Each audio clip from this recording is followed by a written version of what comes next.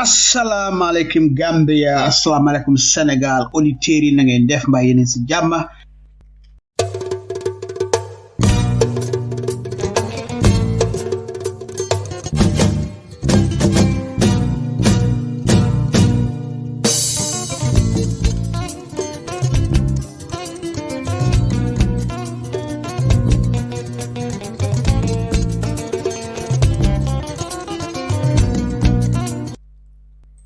mbokki Gambia maa ngi leen nuyoob jàmm yërmande ak barke fii ci Freedom Radio ak seeni mbokka Saliyu Njaay ñu am mbégte gu mag dellu suwaat fii di waxtaan ak yéen bési tey bi daldi tolloog 20 fan ak juróom ci weerub August atum 2024 mbokk yi ñu ngi waxtaane ay waxtaan yu am solo waxtaani tey bi ay pàcc la waxtaan yoo xam ne mooy li lembe réew mi dikte dafa am laajte yu bari yoo xam ne Gambian yi soxla neen ci ab jàngat soppa ci lool ab leeral dikte dëkk boo xam ne ñala ooteel gannaaw bu la tegee sa néegi député ba pare dafa am lu yaakaar pour nga daldi leen ko defal mooy daldi represent taxawee fa taxawaayi askan bi defal askan bi li nga xam ne mooy liñ bugga di te dam yaakaar su yow ba daldi la fa teg ba ñu daldi xam ne ku fi mun a indi pour nga defal ñu ab leeral am na solo lool waaye rawatina député yi nga xam ne ñooy liggéey ci néegi député yi te ñaleen fa teg mooy askan bi ñooñu am na lu bare loo xam ne ñoom rek ñooñu ci mun a defal ab jàngat ñoom rek ñooñu ci mun a jox ab leeral ba tax na tey gan gi du kenn kudut honorable Modou Lamin Bah moom mooy National Assembly member bu Banjul North Constituency ci jamono yi nag dafa tukki woon waaye mu ngi ci yoon léegi tey mu daldi eega kër su ko namee tuuti dinañoo bokk ci waxtaan ji waaye tamit nag ñu daldi fi am ay gan yu am solo kenn ci ñoom mu ngi liggéey ci néegi député yi di honorable Seeni Jawara bu Lower Salum Constituency moom itam mu ngi ci biir su ko namee tuuti di ngeen ko dégga ñu daldi fi am tamit Jibril Fadia daldi am Ablay Sanyang mbokk yi nen leen xoolaat réew mi réew la ko mun a yóbbu kanam ñaar dongaleen benn dindi fi gàllankoori réew mi yépp ñaar rampalaase ko ak njëriñi réew mi den war a xoolaat seetaat gestuwaat gàllankoori réew mi ci mbéppa faana xoolaat seetaat gestuwaat li koy saafaral ci mbéppa anam ngir réew mi su xaleku réew mi taxaw réew mi naat Gambia mun a yegga ñun ñépp fan bugga mu daldi yegga réew mi mun a dem bon su boobaa sum puusee rek réew mi daldi dem ndax Gambia réew moo xam ne la barke buur yàlla moo njëkk a jiitu ñaani niti diina yi toppa booleeg ñaani maam yi ndax ñun dara manke wuñu te dara jombuñu léppa lu nit aajo woo fi ci àddina pour réew mi dem kanam buur yàlla defal nañu ko ba noppi ay géej yu nangu ak la sa biiram suuf su naat ak la sa biiram teg ci dolli buur yàlla may ñu xel rekk koom la buñ jëlee sun xel mi xelli ko nas ko ñaw ko daas ko nàmm ko binda ko waxtaanee ko jàngale ko ak teg si dolli di ko jëfoo dinañu jural ay njëriñ yoo xam ne suñ njorta sax musu fa woon a yegga. waaw ñun niti Gambia lu tax ñu am xéewal yi yépp ba noppi te mënu na lijanti sunu réew? lu tax buñ seetee mbéy mi, nappa, wérgu yaram, dëkkuwaay, dundugu seer, ut liggéey yu jafe, école yu seer, garab yu seer, kër yu seer, tilim mbalit yi, ndox mi ak courant gu jafe, ñun ñu ne nit ñi bégun te nit ñi kontaanun. bon ana lan mooy saafara si? xanaa bon ñu daldi dem rek njëkk a jëli honorable Seni Jawara. honorable Seni Jawara ñu ngi lay nuyu di la santa di la gërëm. njëkk lay may rek nga daldi nuyu suñu déglukat yi bala ñuy dem si Jibril Fadia ak Ablaye Sanyang. waaw jërëjëf Salif ñoom ñu di la sant ak sa président Abdoulaye Sanyang ak Jibril Fadia ñu ngi suñu xoos nag am na naa ñu la Sall moo tax ñu toog ni sa problème ndax taw réew mi fi am léegi nii la Sall la nekk ni di aspect suñu xoos yi tam ñoom Mamadou Lamine di xam ne bi radio Gambia radio adduna la moo xam ne any coxon mën nañ ko laajee feneen ba mu gis wala daw si yeneen coxon bi xam ne daal réew mi lañ fi toogal accountability moo war si ñun as national assembly members. waaw bu ñu nag wàllu wasal yi ñu diine képp kuy doomu réew mi di leen di sant jërëjëf honorable Seni Jawara. honorable Seni Jawara moom mooy national assembly member bu Lower Salum. moom mu ngi yëngu si parti bi nga xamee NRP. fi mu nekk ma dal di ñëw si Jibril Fadia. Jibril ñu ngi lay nuyu di la sant di la gërëm mais la rek nga dal di nuyu wante askan bi. waaw jërëjëf maa ngi leen a nuyu yéen ñi nekk ci panel bi yépp Ablaye Sanyang honorable Seni Jawara ak yow Alaaji Saliw di leen nuyu yéen ñëpp ak gan yi ñoo am si ak déglukat yi ñu ngi leen a nuyu di leen gërëm di leen sant yéen ñëpp. jërëjëf Jibril Fadia. mbokk yi di leen fàttalil ne tey la dimanche bu ne comme ni ngeen ko xamee tàmma neen di indi programme bi ngeen xamee si leeral show. fii leen fii def lépp mooy luy leeral te indil askan bi lu leer comme rek ni nga xamee ne noonu la programme bi wala show bi dal di tudda.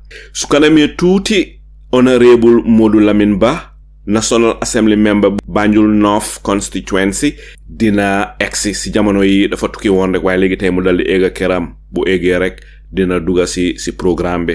bu ndoog fi mu nekk ma dal di tàmbali rek njëlbeeni laajte bi.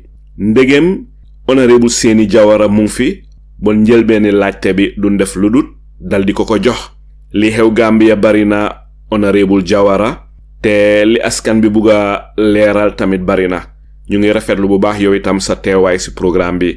honorable Jawara ma bugga xam rek bu yaagut President Adama Barrow dal dina gazette benn constitution boo xam ne askan bi yépp liñ ko gisee mooy ne mooy constitution yi Adama Barrow.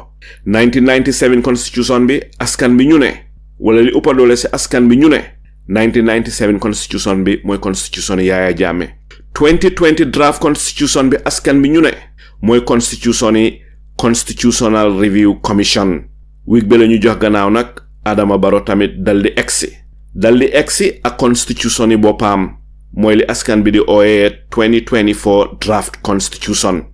mu doon constitution boo xam ne nag indi na wérante indi na controverse si askan bi. dafa mel ni li ëpp doole man si ñi ma waxal kontaanun si constitution bi nga xam ne moom la Adama Barrow indi. ndite ñu bari ñu ngi defee woon ne Adama Barrow dafa indi 2020 draft constitution bi gannaaw boo xamee ne Gambia government dépassé neen si lu tolloog 116 million Gambian dalasis. lu xaalis bu tuuti xaalis bu bari la. dafa mel ni ñu ngi nara ñàkk xaalis googa. dafa mel ni xaalis googa mu ngi nara niil. ma bugg a xam rek honorable Jawara lan mooy sa gis-gis? what is your stance? lan mooy sa position? lan mooy sa taxawaay si constitution bi nga xam ne moom la Adama Barrow gazette week bi ñu jox gannaaw? man moom du ma mën a wax suma xalaat because maa ngi nekk consult suma nit ñi ñu ma xam ak di lawyer bi ñu ma xam because this is not the first time 20 draft constitution man bokk na si ñoom ne ñu ñoo ko rejectoon and my name is du ma ko nëbba sax pour wax ko àndaare reason why ñu rejecto so for now du ma mën a preempt my position for now because the issue is maa ngi consult suma nit ñi because there are clauses yoo xam ne yu ma identify on so suñu gaa nekk di gëstuwaat ñu ko pass ñaari draft constitution bi the first one was mooy 2030 bi and bii moom mooy 2024 waaw xam nga jamono bu nekk nag maa ngi si ñu waaja moo ko because ak jamono boobu waaja moo fi nekkoon now for 2024 Barrow moo fi nekk dafa mën moo ko moom waaye nag li ma gën a ital mooy ne man askan bi ma ital man comme doon xam nga ko daal pour askan bi loolu danga gis sama bopp yokkute man si loolu laa réew duma gis duma xool bëti kenn si loolu nag pour wax la dëgg rek maa ngi consult and every day maa ngi si di xool di clauses yoo xam ne moo tax ma reject the constitution waaw am na ñu fa gis for instance the judiciary admiration bill bi lu ñu nekkoon fale mu fa you understand these are the things yoo xam ne dama ko reject you understand for bringing this draft constitution for 2024 man yaakaar naa ne because it was written by the parliament OST you understand li ñu waroon def mooy ne mooy suma xalaat daal li ñu war a def mooy ne depuis parliamentary get ko based on their reasons am na moom mooy am political reasons you understand waaye nag balaa indiwaat ko wala balaa ñoom ñu draft ko waat indiwaat ko because there are clauses yoo xam ne dañoo génne foofu noonu there are clauses yoo xam ne ñu ko bàyyi foofu noonu man li suma xalaat mooy ne dañu waroon demaat back si nit ñi xam nga nit soo ko jëlee sa boppa soo jëlee ownership doo mën a wax ak kenn dara foofu noonu li ñu waroon def mooy ne because li ñu waroon def na the civil society the civil educations they were taxed on this draft constitution them round both the how to call it the constituencies committees nga mën na si di indi nit ñi dinañ la ci nag su gisee draft bi mu fee lii moo ko waral those clauses su mënta even record ay cassette di ko nit ñi di ko interpret because loolu nit moom joko ko man lu ma foog lu war a def mooy ne di record cassette yi am na because we know 90% or 80% of our Gambian populace nga baalal ma si kàddu boobu noonu électricité bi moo si bari nga baalal ma de si kàddu boobu noonu waruma wax na loolu waaye nag pour gën a emphasize suma lii bi jàngam ni mënut noonu presanga lu ñu war a def ne di engage the civil society bi civil education bi di dem round di ko jox nit ñi ñu déglu the feedback of the general public waaye nag ñoom suñu demee nag draft ñu pick donc sut dem wala ñu génnee nag dosi sut dem man yaakaar naa réew foofu la mooy amee because balaa ñu gaset ko li ñu war a def na mooy ñu dem round wax nit ñi seen xalaat ñu jëlee seen xalaat su booba léegi ñu gaset it back waaye waru nekk di rost pour gaset ko ci 2024 draft constitution bi man nag I'm still selling my position man the clauses that I have mentioned during my first reaction suñ ko nekkee I'm going outright pour reject you can write my name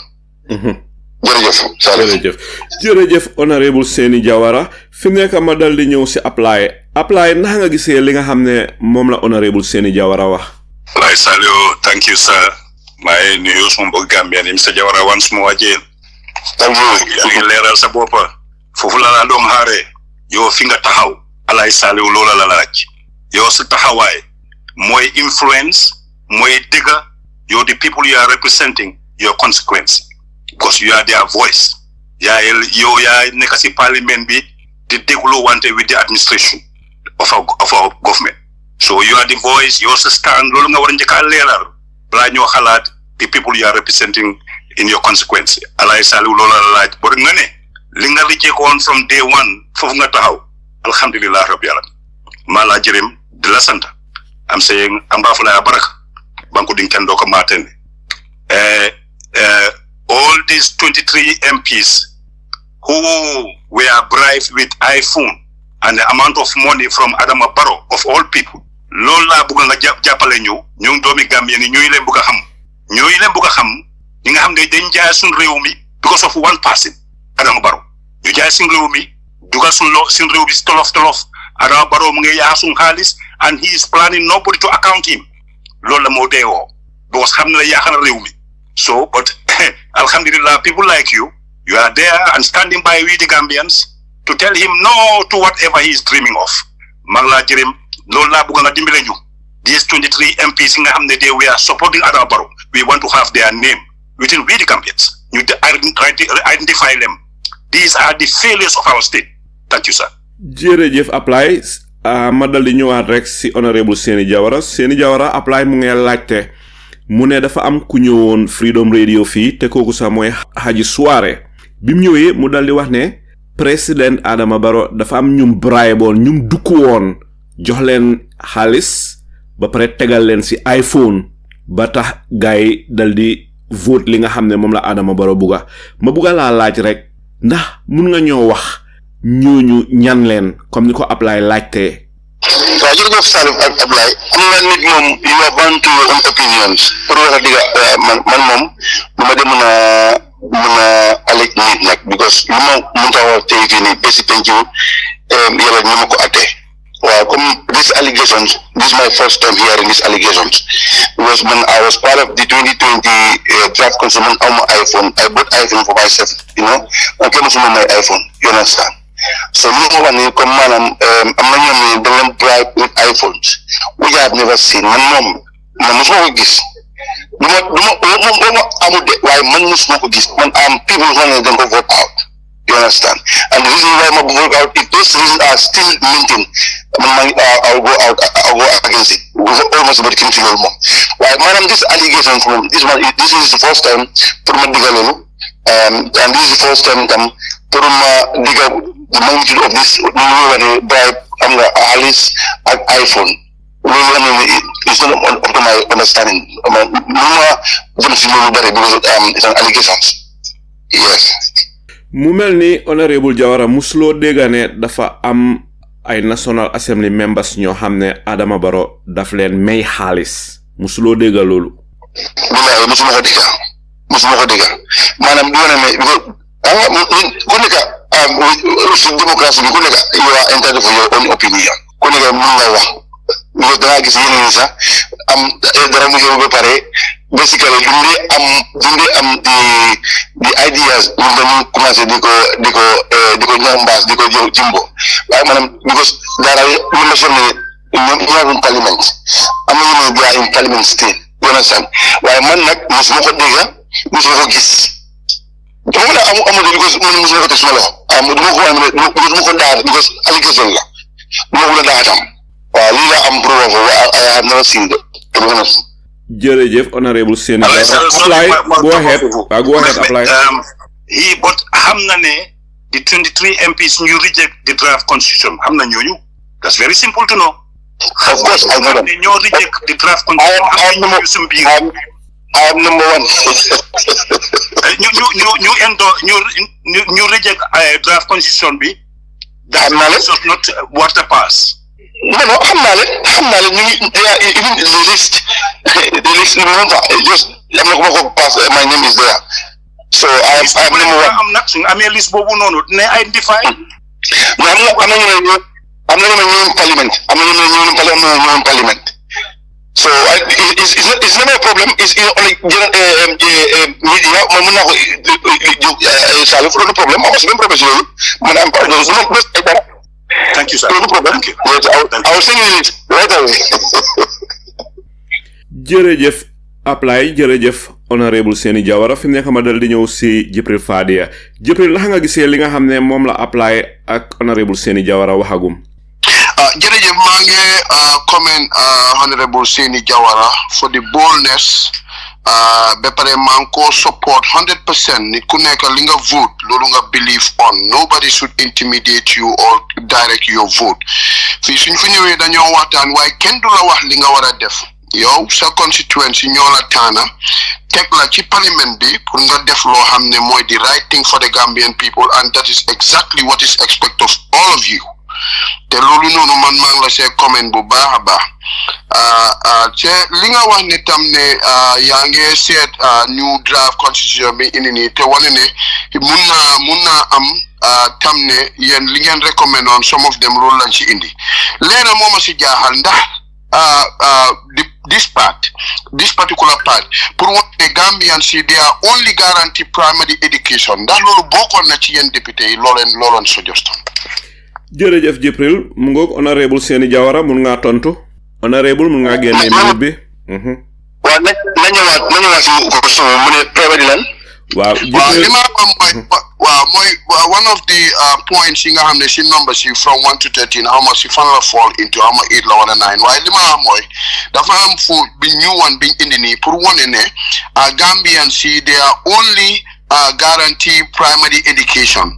So secondary and high school loolu dafa des ci nit ki bu dee sa parents yi mën nañ ko afford waaye nguur gi ñoom li ñu amee rek mooy primary education ndax biñ indee new bill bi 2020 draft boobu noonu bañ ko indee ndax loolu bokkoon na seen recommendation pour ñu delloowaat ko.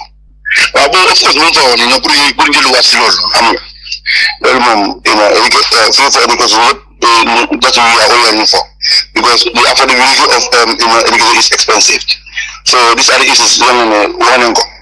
Basically, there was some argument man I'm not argument because with mom so make a parliament man might deliver but it's part of the issues that people also back. Yes.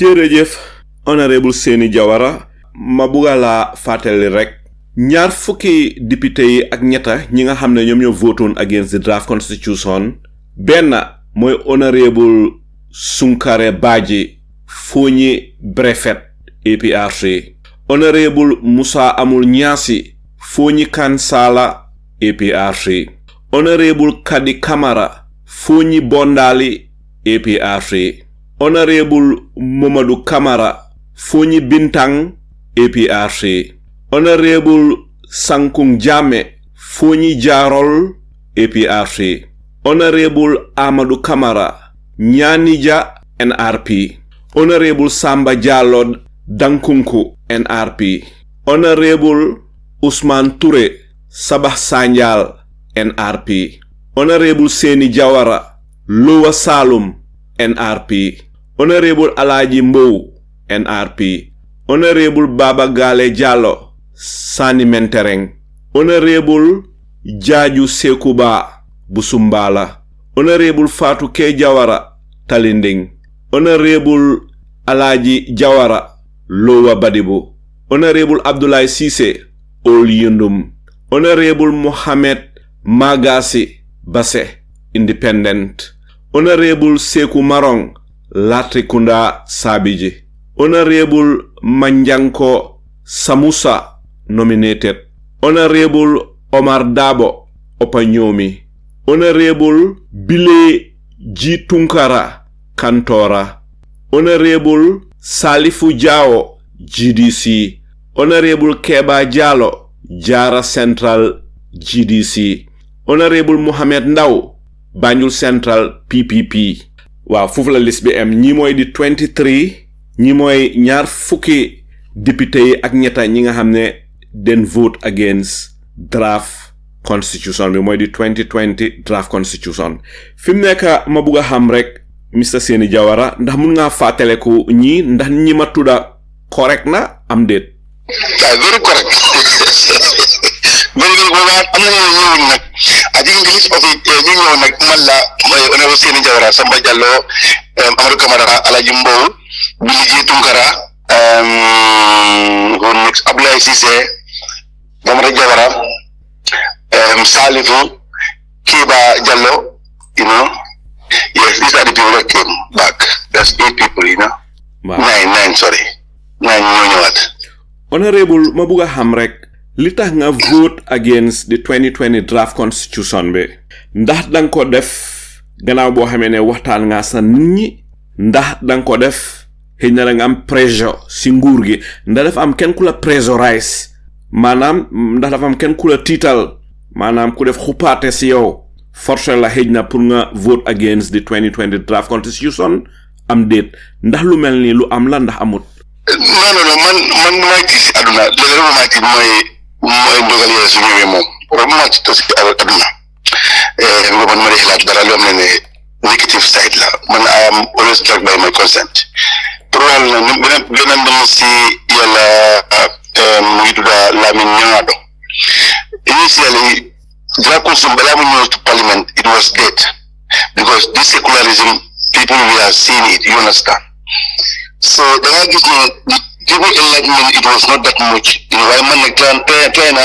very enlightenment committee members you very come English lolo why man like there are reasons you know man because man de man waxanto man de mama gënal pour wax no seen ya def li war def li man bu ngol man dama bañ de Kenyan constitution 2010 man ko yore amna ku ko dem jël dama ko yore just to contract you know the provisions at the Kenyan constitution then ñaar gis na ne the public outreach most of them are complaining that their views and aspirations are not captured because man am part of the story when we talk you know something to us for go ahead you understand 3 dama gis ne this jogi administration bi mo sax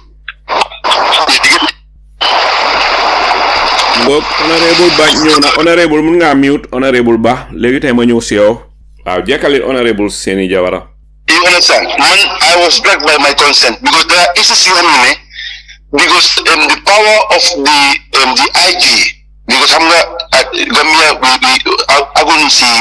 going into that in that democracy whereby the IGP will be of his own I mean mom he's not answerable to anybody you understand movement I am against it because you know because in this fragile democracy you understand yeah you because you feel you understand there are issues you know because if not taking my common the reason why I read all those things no more remember yep why not yep mon ko binda you understand yep mon ko amon why not because man is copy and paste from the Kenyan constitution no matter what and because I was in Yari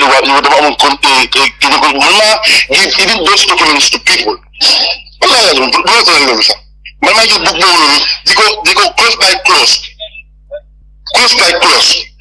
man ma introduce that Kenyan constitution man ma ane ken amé ko ci parlement man ma ko ane ñu wone li ak li mo fa nak you understand so ñu tax man ma yib and this ak lu bari so man I was with a pressure can do more pressure and again the matter one there was a time whereby the democratic leader has interview with Malik John Malik John about this the second draft we compete is a compete as long as you are compete understand the secretary general if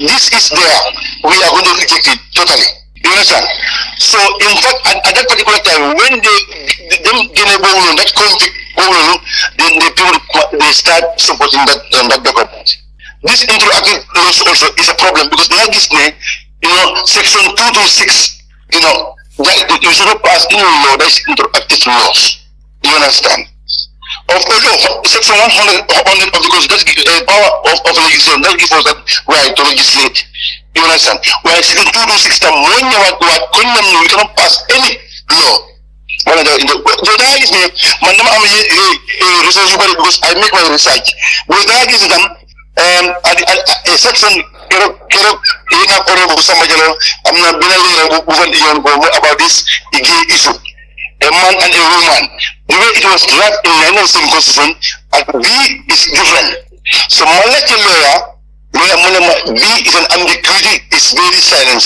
ni some municipal these people they can take it, this law back them. Law look on individual, you don't know. So these are the issues. Man, after the gay issue, against 100%. So why even from here to Ghana, you don't know if you don't same question at this one, there's a big difference because any dot or comma or a in law, it has a meaning.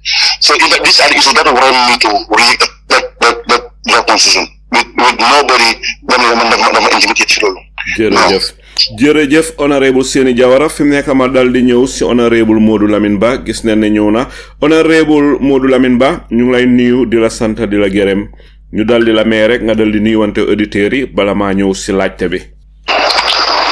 jërëjëf asalaamaaleykum Mr Ndiaye ak képp koo xam ne mu ngi si plateforme bi especially suma comrade senior naam di honorable Seni Jawara di leen a gërëm di leen a sant ba pare di leen a baalu aha tamit parce que waroon naa nekk si interview bi since in the beginning waaye comme ni ma la ko explain rek sometimes it's important to give family time so we were out and fuñ demoon la fa sori torop so that is why I could not join on time but notwithstanding I am indeed honored pour nekk si platform bu important bi pour ñu waxtaanee jëm kanami réew mi ak currently loo xam ne moo lëmbee Gambia jërëjëf salaamaaleykum. jërëjëf honorable Modou Lamine Ba mbokk yi honorable Modou Lamine Ba moom mooy National Assembly member bu Banjul North constituency. fi ma njëkk a tàmbalee rek honorable Ba yaa ngi jógee Rwanda démba nga egsi Banjul bon laajte bi may njëkk a laajte mooy lan moo waraloon sa tukki bi Rwanda ak lan nga fa uti woon ak loo fa jëlee. jërëjëf Mr Ndiaye dama njëkk a wax alhamdulillahi rabbil alamin parce que dem naa si jaama ñëw naa si jaama waaye yàlla defoon na ne demoon naa ak team bu am solo dama ne one of the most important committees in parliament that is the select committee on health refugee humanitarian relief and disaster yàlla def nag committee boobu I am the vice chair suma chairperson bi mooy honorable Amadou Camara member for Nyanija lu tax ñu demoon nag yàlla def na composition of the delegation was the select committee on health mooy ñun at the parliament the Ministry of Health, the PS and the DPS, my Deputy Permanent Secretary bi bokkoon nañ si delegation bi ak health li ñoo ooyee National Health Insurance Authority moo nekkam daanaka institution boo xam ne moom leen set up by an act of parliament pour ñu doxal wàllum health insurance scheme bu Gambia that is the National Health Insurance Scheme te ñu soxla lu ñoo ooyee National Health Insurance Fund pour mun koo doxal ñu àndoon nag ak CEO of the board CEO of the National Health Insurance Authority and also the chairman of the board of the authority. So Limo comprised on the entire delegation that went to Kigali, Rwanda. Purposely like then for them on for a benchmarking visit to understand public sector service bugay ame at taxi tamit nakala guy di doxale sen health insurance system bi platform bi nak because as parliament dem len def na sun inquiry so inquiry bobu den ko translate to a form of a report man constitution the standing orders of the parliament doesn't give me the right to map them deep to the integrities of what we have find out without tabling the report at the plenary then muneka at the disposal of the public. So the right now I cannot go in depth, but I can just talk about the surface of why we went, because this was the purpose why we went, and also to talk about the delegation. Why Dal Sigatal it was a very successful one. The Amna Yakarne at the end of the day, if the report is tabled in parliament by my committee, Amna Yakarne next year the health insurance scheme bo xamne is an act of parliament dina nek lo xamne dina muna kickstart in this country te xamna ne dina njëriñ Gambians yi especially ñoo xamne i maglen wala i xale ak jigéen yi si biir réew mi so lii moo taxoon ñu dem Kigali di Rwanda waaye si biir loolu tamit bugga sis opportunity bi rek di wax ne apart from suñ visit bi foofu I was able to learn a lot su ma ne I was able to learn a lot one du benn mbir sax dem na ba si ñetti mbir tey Rwanda is prospering because of 3 reasons. 1, leadership. 2, good governance. 3, unity. Tey aduna bi yëpp su ñoo yuuxu about Rwanda lii ñetti mbir yi moo ko amee te yëpp fuñ ko wéer mooy lan gëm seen boppa ba pare bugga seen boppa te xam naa ne this is something loo xam ne it is a lesson learned especially by me te dinaa encourage Gambians yi tamit ñu make good use of this opportunity because the thing is réew soo buggee mu dox foog mu am a very good leadership réew soo buggee mu dox foog nga am a very good governance system te réew tamit soo buggee mu dox foog ngeen nekk together so these are the 3 things yoo xam ne this is the take home that I was able to bring back all the way from Rwanda and xam naa ne su neexee yàlla if I am to translate it and also disseminate the entire ideology in terms of how they were able to make it in 30 years after the genocide, then I believe if Gambian people will listen to me and others, I believe we can be able to make it. We can make Gambia a very prosperous country. See, Katanuyala, and Gambia can be the country of the future if we believe in these 3 things. So, Lila Amontu Warek, if you have any other question, you can go ahead. Assalamu alaikum. Honorable Ba, ku seet Gambia ni muy demee Gambia dafa nekk at a crossroads mu nekk loo xam ne lu daw yaram la ba nga xam ne si jamono ji ñaari at balaa 2026 elections sa dëgga nit ñi kontaanoon li Gambia soxla mooy a transformational president boo xam ne am na vision xam li nga xam ne mooy gàllankoori réew mi génneel ñi ko indil ñu li nga xam ne mooy saafara réew mi li Gambia solo si jamono ji mooy ay député yoo xam ne am neen visions xam li nga xam ne mooy jàngoro réew mi génneel ñi ko dal ñu indil li nga xam ne mooy saafara si sa dëgga loolu mooy li nga xam ne moom la Gambien yi soxla xam naa ne li ëpp doole seen député yi yéen a ngi jëm seen kéemtalaay kàttan di def li ngeen mun te xam naa ne yéen tamit réeréwu leen mbir li nga xam ne moom la Gambien di jàmbat saa yu ne su fekkee ne Rwanda bu yàggul rek la fa génocide xew dëkk ba yëpp dal di yàqu ñu rey fa lu toll ak 1 million nit ba àddina si ñëpp foog ne Rwanda dootul baax ba illaa yow mi diin tey Rwanda mu ngi prosper bi Rwanda di am seen xeex boobu seen civil war boobu di reyante si jamono yu la Yaya Jammeh dal di ñëw Rwanda dal di jóg taxaw ñu rek la dëkk bi bam ne cocc ba tey dëkk yu bari ñu ngi jóge Afrique di dem di fa jàngee si ñoom ñooñu nit ñi ñu leen africain leen ni ñun amun woon civil war bi Rwanda am bon sa dëgga su méegee the right decisions make the right choices tànn the right leaders and the right National Assembly members Gambia should even do much better than Rwanda Gambia war naa gën a def lu ëppal lu Rwanda di def lépp lu Rwanda def muy benn Gambia war na ko mën a def fukka waaye nag Gambia ni ñu bari si ñun ñu ne Gambia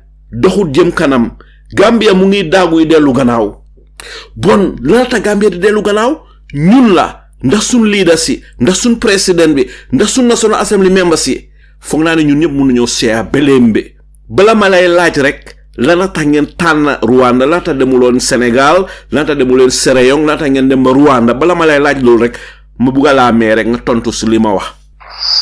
jërëjëf Mr. Njie loo wax am na solo torop dooloo tax si suma biir wax si doorin ba I made it very clear tey the strongest tool boo xam ne Rwanda is making good use of mooy ñetti mbir yu ma wax good leadership good governance and unity te lii they will never compromise comme noo ko waxee this is the same belief that I have if Rwanda can do it in 30 years and after a very serious genocide whereby millions of Rwandans were killed to be honest why not Gambia boo xam ne musuñ ñoo experience even demal ma ñëw so lii nekk na loo xam ne is indeed question boo xam ne all Gambians should ask themselves Why notwithstanding yaa ngi laajte lu am solo nga xool aduna bi yëpp tey naka la réew yi especially réew yoo xam ne they are in the west nga dem Asia how advanced they are waaye ñun ñu decide pour dem Rwanda. My belief is, as a Pan-Africanist, somebody who really believes in Africa, and I will tell you today, Neman, what I always say is that I am a proud and a true citizen of Africa, and not only the Gambia, because this is what I believe in. And I believe that Africa is a continent, it has everything. But look at Beligi, them. So countries like Rwanda are setting up the example. Rwanda, they have this transformational journey that they are putting in place. Rwanda have a target. Rwanda, I'm on an agenda 2020. I'm then currently, as I am talking to you, an agenda is 2050. The agenda is very clear because they believe that if they could do it in 30 years, in 2050 they will be able to even make more. And I would just quote from the Vision 2050 that Rwanda have. It defines the Rwanda we want to see by 2050. Rwanda now aspires to transform its economy and modernize the lives of all Rwandans. Parce que ñoom believe nañ ne ba leen just ñëwee bala gaay just amee the idea of transforming Rwanda, that is trying by all means to have a good leader, and the good leader putting a good governance system in place, and all of them come together to unite. They believe if they can make it in 30 years, and if they can make it in 30 years, I will tell you, as I am talking to you right now, 97.3% of the population of Rwanda, not only Rwanda citizen, but Rwanda, the entire population, they have what is called National Health Insurance coverage, which is very laudable. They in Rwanda, ñu ngi teg système boo xam ne waxuñ ne corruption dina am lapses de te lu si gën a interesting mooy tey système bu gaay gën a nekk di baakoo mooy IFMIS system. In 2012, they came all the way from Rwanda to come to Gambia and study this IFMIS system. And guess what? Gambia invited them last year through the Ministry of Finance for Rwandan si jangal len naka la ñoo operator the IFMIS system. Can you imagine that scenario? When we had this story, it was so touching. The Gambia, Mr. Ba, repeat again. Rwanda came in the Gambia to learn about the IFMIS system. That is system we monitor about come look Gambia right now. IFMIS system is trying to cope the issue of corruption and also malpractices, but pour make sure that get rid of ghost workers in our financial system. Rwandans came to Gambia to study that system. But last year, Gambia invited them because currently the IFMIS system is like double paying people in our system. The Dangagis is already in the IFMIS system, is no more into active service, and still IFMIS system. All these things need to be worked out. Then Lafaneka system I am telling you, Mr. Jaya, platform B. And if you better understand what I'm talking about. System you whatever you feed the system is what it will give to you. So the Nagis the Nyomsen system right now, the IFMIS system guiding ko advance banga hamne. If you are no more active in service, you are kicked out of the system. You are no more part of that system. So they have to come to the Gambia and teach the Gambian people. Li Gambia jangal Rwanda den ko master ba daxako Gambia sax ndax mun nañu wax lolu lolu la bugal leral dañu ci raw be ñu di ñoo jangalat, which is very unfortunate. So these are things you xamne man I believe if we are really serious and if we are ready also lolu ta the issue of unity is very important. Tay ñu ngi nekk ci situation bo xamne man amna yaakar ne with the benchmarking visit that we did in Rwanda after laying our report, I believe if we are together as Gambians, we can achieve what Rwanda achieved as far as even more than what Rwanda achieved as far as their national health insurance scheme is concerned. In 30 years, Gambian as a population, let's say a population of less than 3 million can do it in 10 years or even less than that. Lan mooy the population of Rwanda right now? Rwanda is 14 million. Mr. Honorable Ba, lan mooy the population of Rwanda right now? It's 14 million plus. Okay. Currently. Mo am lu ma la bëgg a laaj Honorable Ba bala nga continuer.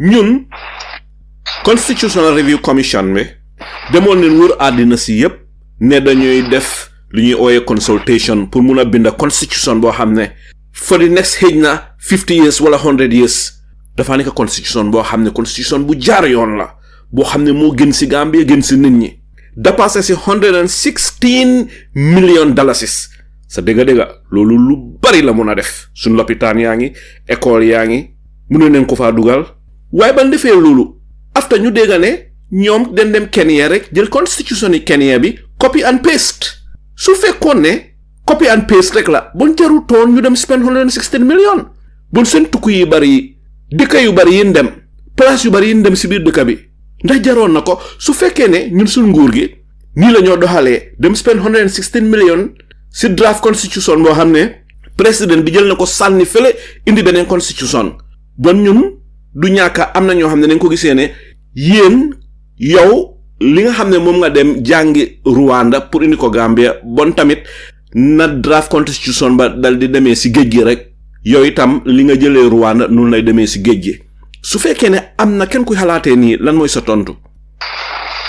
Mr. Ndiaye yow moom da nga leen laajte question ju am solo wax nga fi history boo xam ne jar na moo fàttaliku because leena moo si nekk when it comes to the draft constitution 2020 man suma xalaat ak nu ma ko gisee comme na ko waxee rek is very unfortunate ne Gambia went through such a process in a sense ne tey su fekkee ne we use that amount of money boo xam ne waroon na moo duga si yeneen sectors yoo xam ne it would have moved the country forward.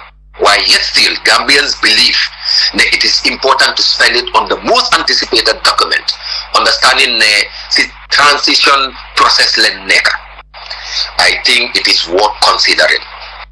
Why come doko wahe tamit yangi believe ne or information yo am ne the CRC rather, that is the Constitutional Review Commission, went all the way to Kenya, which I don't really understand, because according to their consultation, I can fully remember by then I was not a National Assembly member, but their consultation was very robust at the level of the community.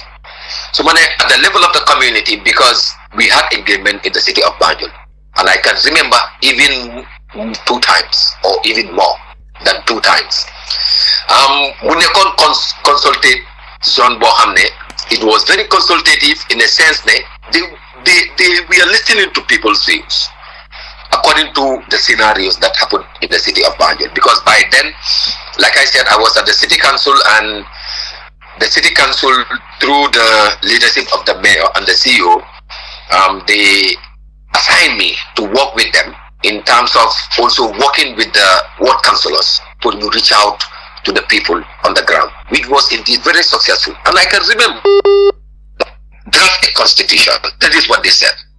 So they come like they left all the consultation aside, put it aside, and went all the way to Kenya, took Kenya's constitution, copied it and pasted it in our constitution. That is indeed very disappointing.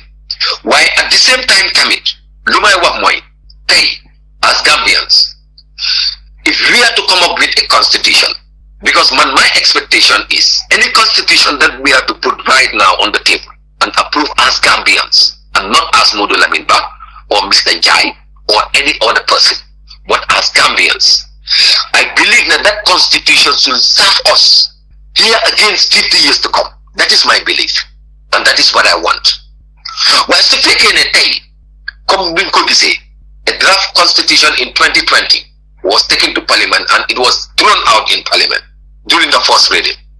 So, lady, I can remember last year, most of the questions and most of my deliberations or submission in Parliament was about the draft constitution. To the extent that I even made reference when the president came last year during his Suna speech. He said his government is committed, and I quote, His government is committed to craft a new constitution. That's what he said.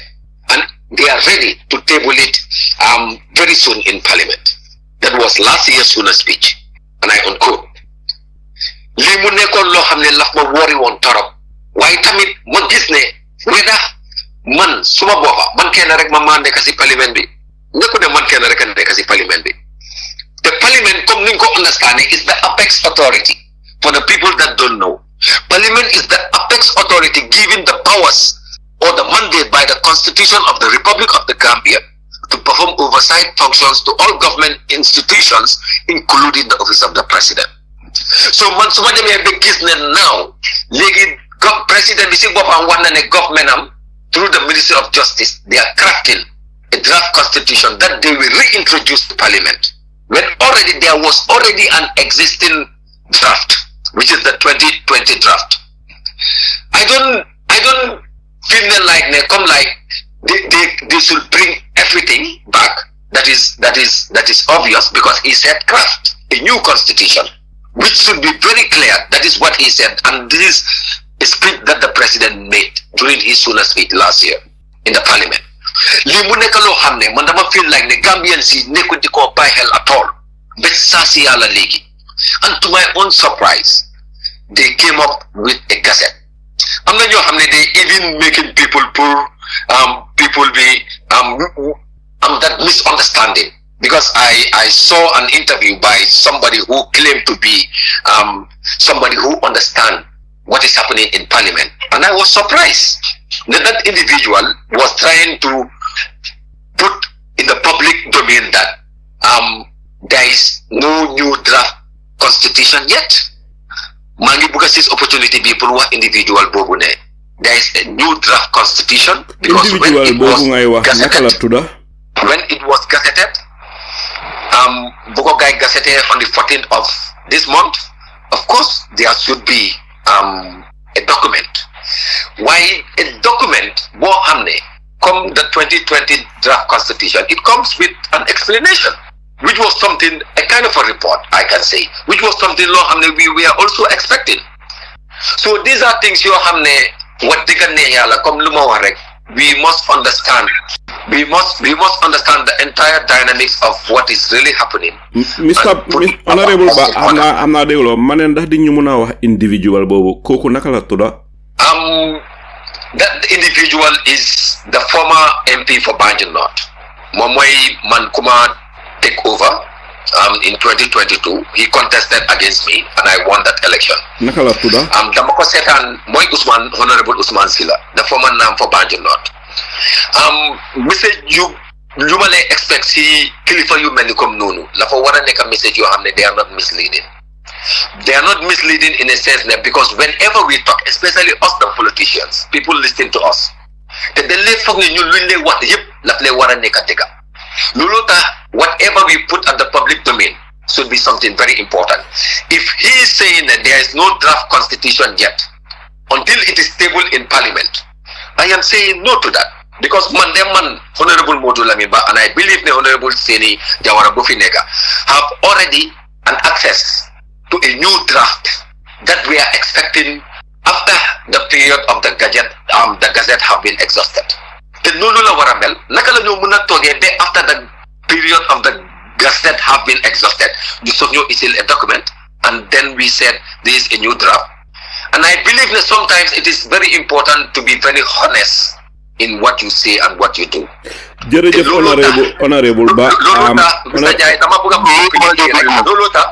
Luluta la fa important fena si suma tori ni wax mangé wax ne ñun as Gambians, as far as we are not united, let us not expect a Gambia that will move an inch. Because the thing is, if we believe that it's because of sentiments, it's because of ego, moy tax rew mu dem kanam mang leena yegal ne rew bi du bousé ben place fokk ñu jël suñ xel yi. Lolu tax always degala man judi pila waye dama deglu ben waxi Halifa Sallah bo xamne lolu tam ko le tundé Honorable Halifa Sallah la fa musawa mu ne doomi adama bi so bëgge jël responsibility, especially elective responsibility, ñetti mbir dang ko wara def ci sa biir. Bena moy sa xer la ko wara nacca ci responsibility bo wara jël o bo bëgga jël. ñaareel sa xol da nga war a am yërmande si doomi aadama yooyu représente ñetteel da nga war a proactive da nga war a njaxlaf da nga war a mun liggéey bi waruloo nekk ku si tayal da nga si war a sawar mais ni comme tey yow Mr. Njie soo ma koolee 3 am si guddi nga ne ma dama soxla service bi and it's about the nation.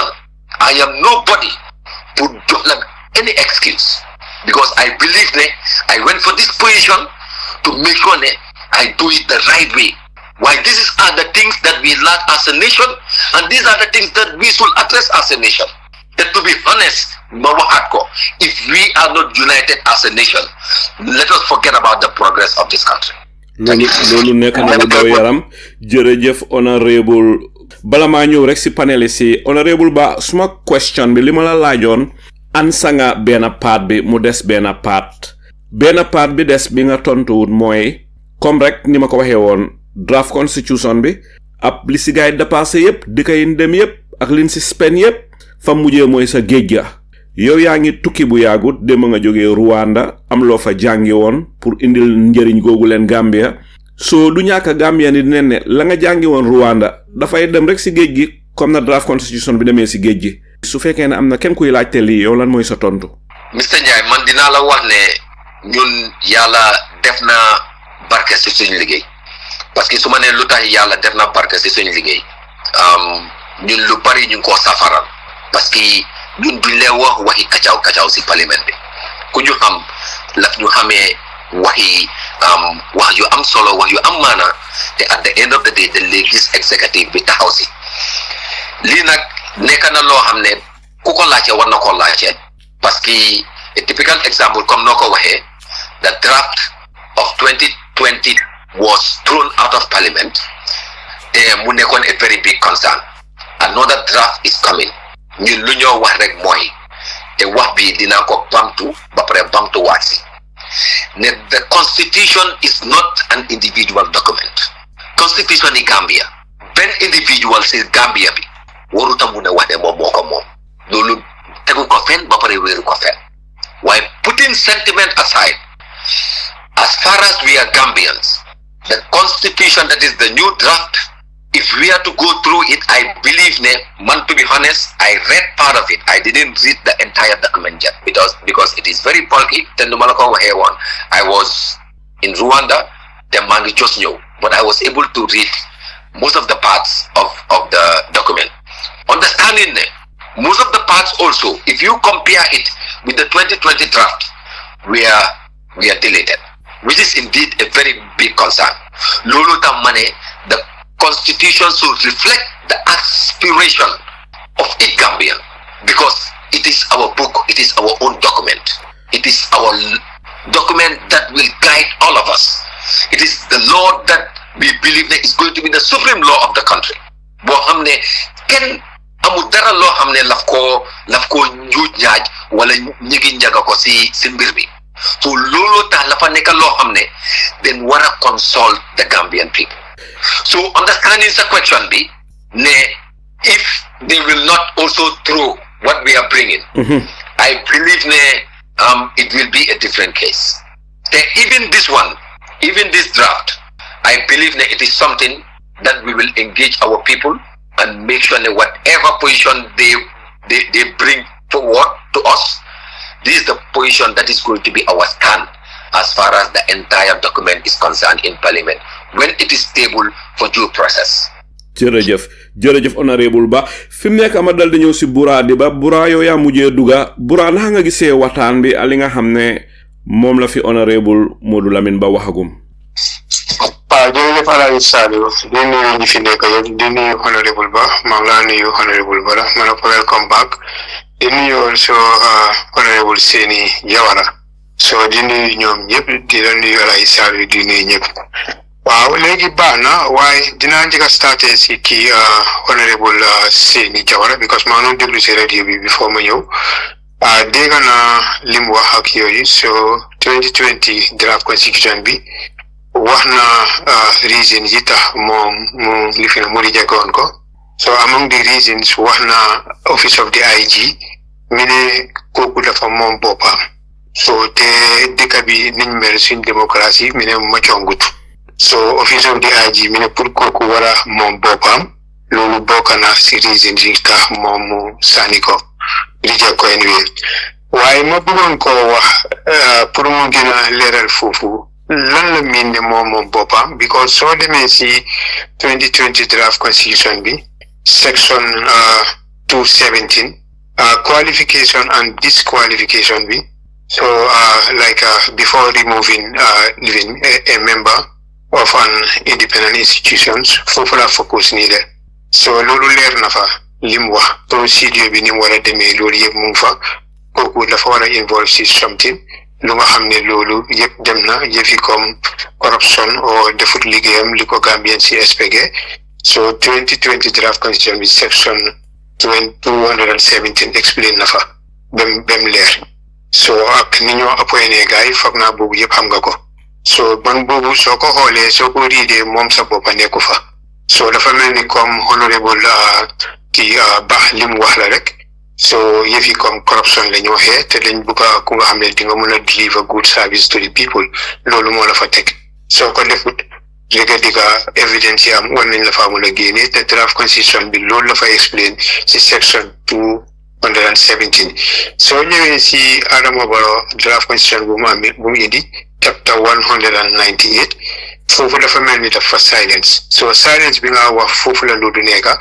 because soo ko xoolee ni mu leen a appointé moom la dafa am consultation with Judiciary Service Commission ak Public Service Commission bi léegi mu appoint la so ni mu la remove loolu dafa silence because dafa ne National Assembly members yi National Assembly bi ñoom ñoo provide grounds and procedure how to remove a member of an independent institution so moo tax foofu mu jaaxal ma trop lan la miin nit ñi dañ moom seen boppa ak ñaareelu question bi nag boobu dinaa ko jox honorable baax ak moom si boppam so ñi ngay dégg mu go bura soo ko mënee teg one at a time pour bañ honorable Seni Jawara fàtte question bi naa la mayaat baal honorable Seni Jawara mu tontu after ma mayaat la nga ñëw laajte sa laajte bi si honorable ba waaw honorable Seni Jawara dégg nga li nga xam ne moom la bura di ba laaj lu ma si mën a tontu mooy tuuti rek because already maa ngi loo wasal awma de 20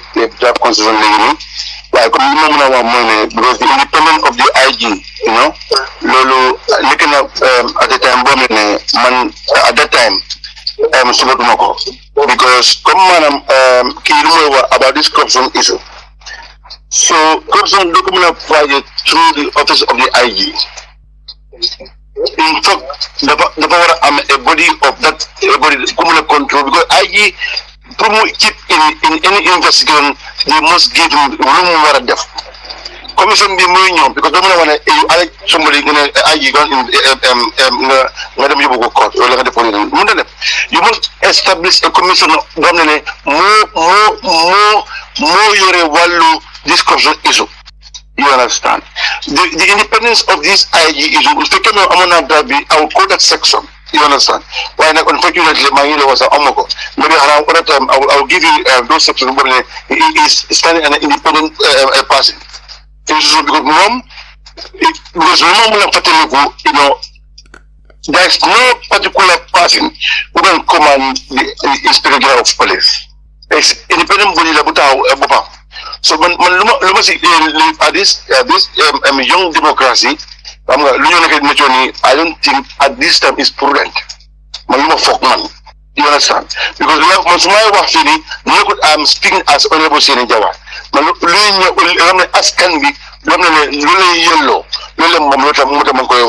Because so that governance system feeling. Corruption so not because of IG more corruption. What about if you found that IG himself as a corrupt person?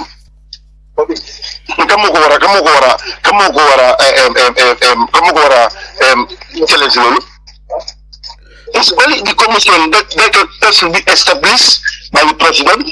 Then the due process of this corruption you minimize secondly. So do them. Until we establish this commission of commissioners war a seetlu this anti-corruption bu nekk corruption bu nekk fii dëkk bi nii il faut ñu establish yooyu noonu waaye nag it's different from the IG being studied of his own as an independent. jërëjëf honorable Jawara Bura ndax am nga any follow up question boobu nga laaj honorable Seni Jawara si li mu wax. li ma bëgg a wax honorable Seni rek moom mooy not them back to section 217. I'm talking about qualification and disqualification. Foofu lay try to point out. So loolu soo ko xoolee ndax loolu ba léegi da ngaa rifaane dañ war a bàyyi yëpp président bi su ko neexee comme based on the 1997 constitution ku ko neex mu daaxala because fu loolu noonu independent institution si la wax before removing a member of an independent institution foofu la try pour refer right now te loolu soo ko xoolee office of the IG si la bokka IEC si la bokka lifin auditor general si la bokka ombudsman bi si la bokka soo ko xoolee like a state owned enterprises seen chairman yooyu yëpp si la bokka it's not only office of the IG so ne dafa mel ni di nga try pour wax Gambien si mooy ba léegi ñun suñ démocratie mocowut dañ war a bàyyi doole bi yëpp si loxo président bi du am ñu ko dimbale bu ko defee président bi moom mu def rek ku bugg mu daaxala te du wax dara so dafa mel ni yow loolu nga bëgg ñu maintain loolu ngay try pour explain or what because it's not only office of the IG maa ngi refer to independent institutions seen qualification and disqualification foofu la try pour point out right now. mu ngoog mais ko mu respond Bura.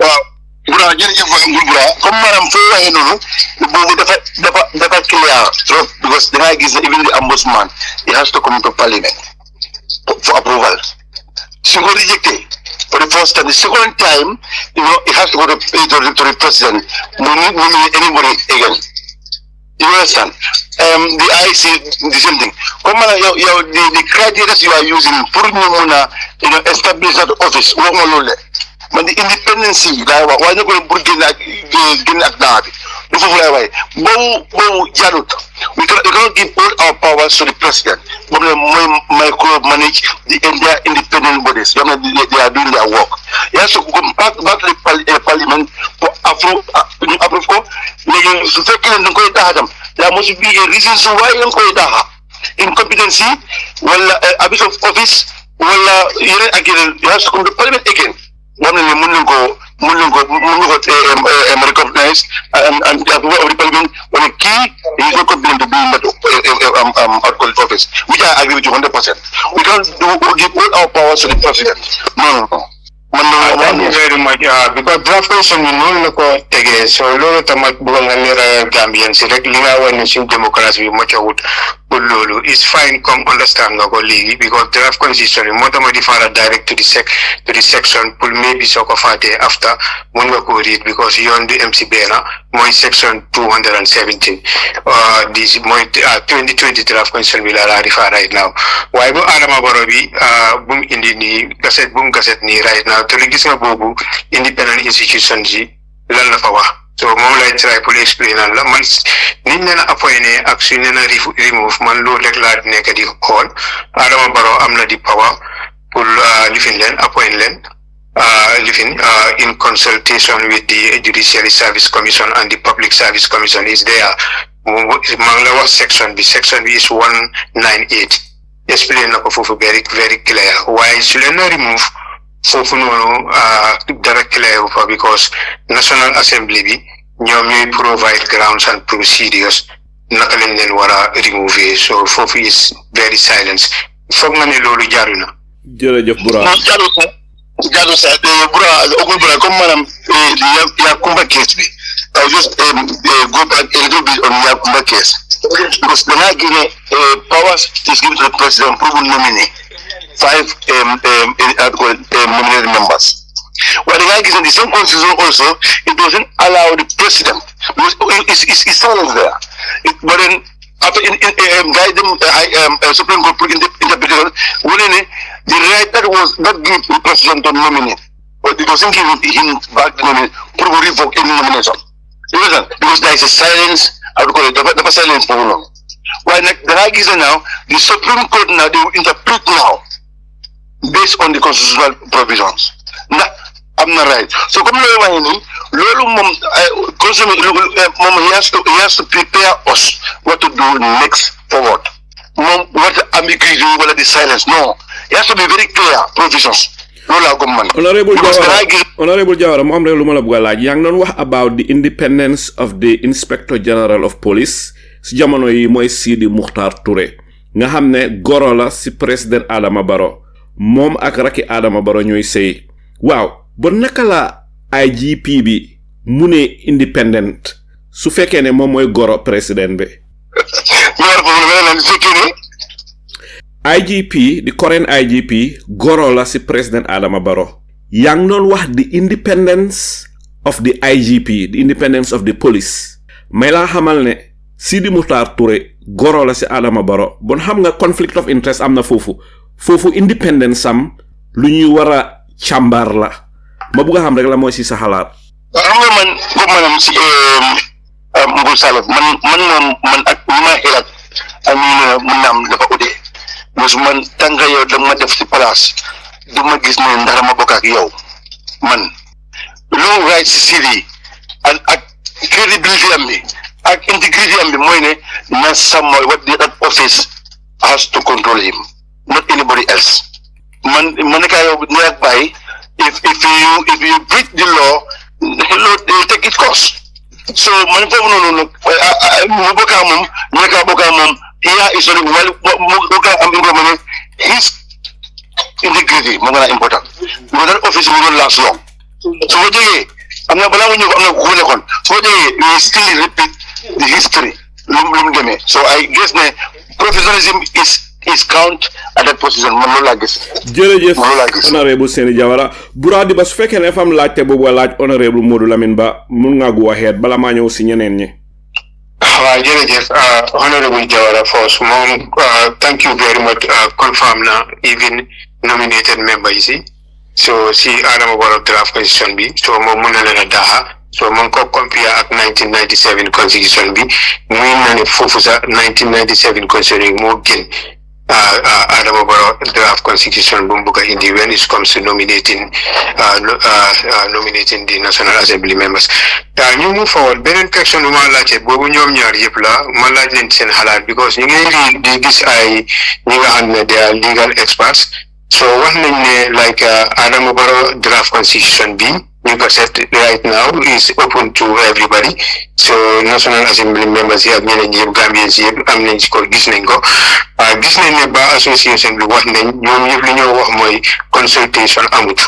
So loolu la gaay di wax si loolu nag am nañu dem si beneen level bene is unlawful ñu ne draft constitution yi Adama Barrow draft constitution bi process bi ni mu demee is totally unlawful. So yéen ñaar yëpp la ngeen ko gisee because I think lu nga xam ne process bi is unlawful ndax loolu yéen war ngeen a toog si loolu si fekkee indi nañ ko si National Assembly bi because procedure bi paregut based on li ñoo diga yéen lan ngeen si xam. Jërëjëf honorable Modou Lamine Ba go ahead. Thank you very much, Mr. Njai.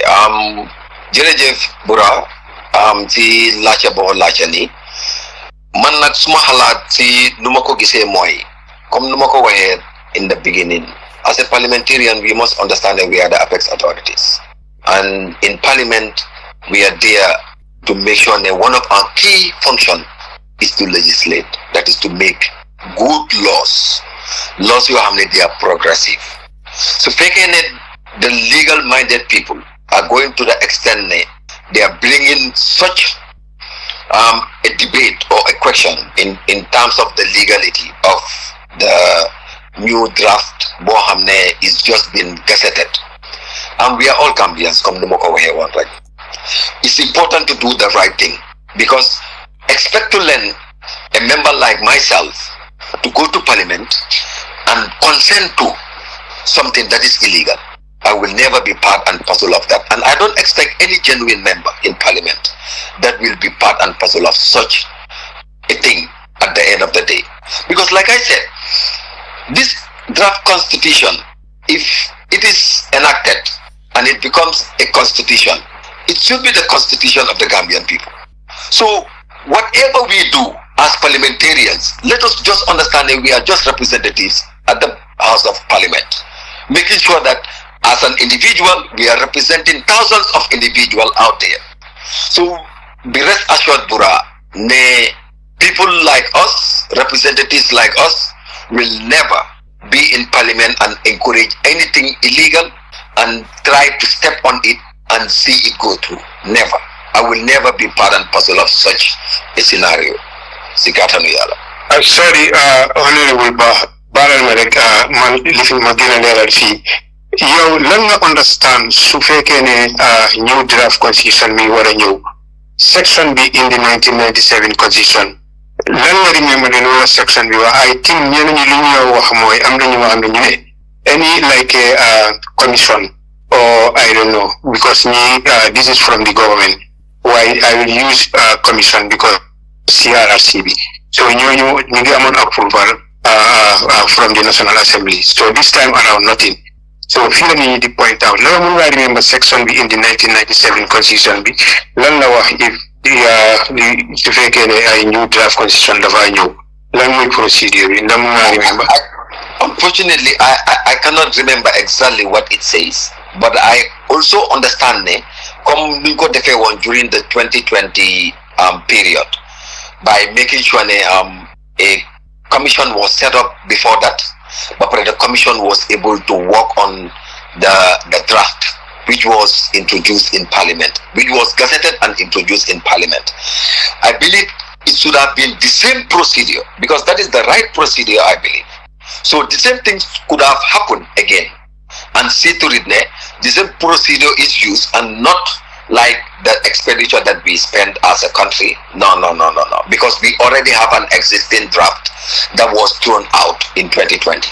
So it is just a matter of making sure it is being refined, the expectation or the aspirations of the people is being reflected, and it is reintroduced to Parliament. But the issue of consulting the people, this is very key and fundamental. Why it didn't happen, and this is also my argument, because the fact of the matter is, at the end of the day, if it is introduced in the Parliament, the Parliament will try by all means to hand it over to a committee, and that committee will do the necessary to take a partner that process, because this document book is presented to Parliament must go through a procedure. There must be a first reading, second reading, with debate, then also consideration state, then the third reading. So at the end of the day, so the right things are not put in place, I don't even think that it will go to that extent. So in order to avoid that, we are please appealing. I'm please appealing, which I don't even supposed to say. But we are saying, or we are urging the government to do the right thing. They should follow the required procedure, and also make sure that they provide or produce a document by the people and for the people and of the people.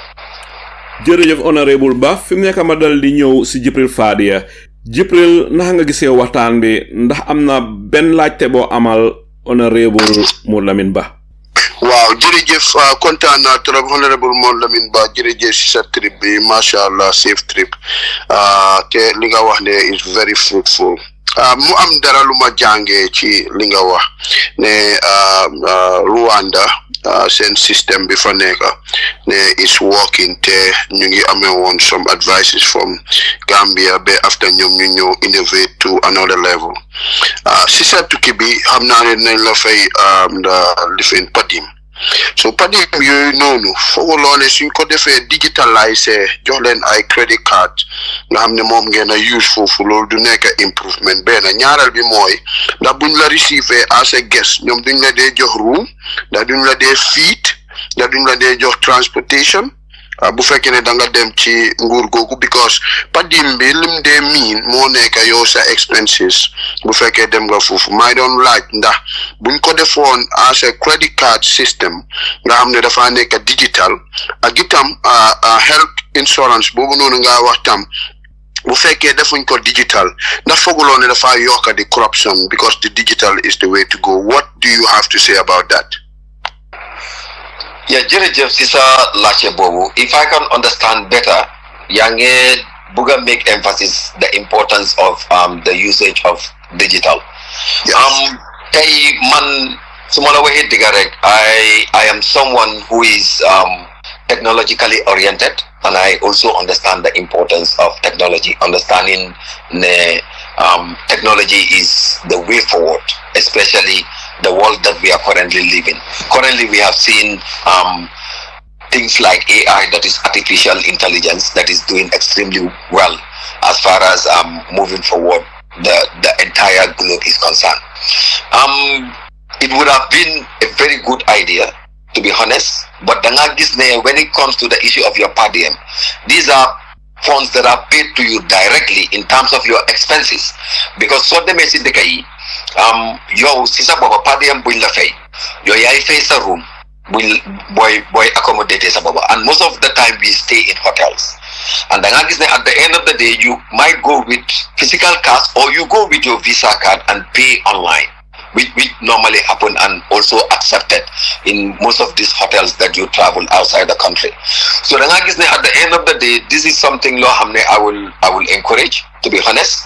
But the health insurance scheme in Rwanda. In Rwanda, they have different health insurance coverage. Why come to as far as them on as a team and as a committee, my law, that is the standing orders of the parliament, doesn't give me the rights to go in depth of what we really got from there until a report is prepared and presented to plenary and adopted by the plenary. Then it will be for the public. So this is the situation. I am somebody who believes that as far as I am a lawmaker, I must be law abiding, which is indeed very important. Why hamnane dalne in Rwanda, all these things that we talk about is digitalized. You cannot fix that system. You cannot fix that system because they start from the community, which is indeed very important. So sigata reg, with due respect, emange jegalu fufula muna em, because I don't want to go against my own laws. Thank you. Jerejef Mr. Ba, Jibril feel nga ne honorable ba tontu na sa question bi. Waaw tontu na ko leena rek moy lima wax ne pour ñu pousse ko ci parlement bi Alhaji Saliou. Xam nga digital moo nekk loo xam ne nii definitely comme que moom mu ngi use credit card am pour war a def expendi, why not government bi provide loolu nga xam ne nit ki li nga use yëpp ñoom dinañ ko gis ci computer bi, so kenn du mun a nax kenn. Jërëjëf. Mu ngo go ahead honorable Ba. Wow, Lulu is a very good idea. Is indeed a very good idea. At the end of the day, dina help a lot. But the issue of the per diem, why it is paid, is to make sure it will take care of all your expenditures when you are in a particular country. For any kind of a trip, it is either a visit for a benchmarking or to attend conference. Because at the end of the day, it is paid directly to you. For example, I can be paid, let's say for example, you pay a per diem of £300 per day. While at the end of the day, I feel so comfortable that if I go to that country, I can go to a hotel where I want to pay £500. It depends on me. That is on me. Or I can go to a hotel and want to pay £100.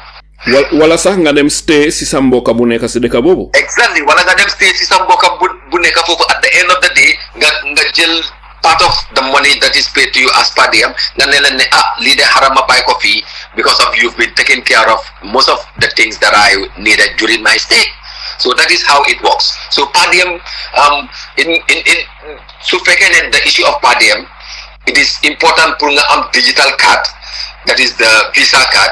But it cannot be controlled by somebody who more to that visit, because already an amount is allocated to an individual to smooth them to key as far as government is concerned. But the come like your law is very important. You introduce something law it can also be used to control the expenditures of individuals going outside the country to represent the Gambia. Why at the same time an open card, because if I can an open card, I will understand I can spend whatever I want to spend. Wala is going to be a card whereby at the end of the day am a certain amount buñ fa def loolu tamit da nga gis ne individual bi su xamee ne amount bi moo nekk si carte bi dafa exhaustive. So what is the need of having that? So I think it needs to be looked at.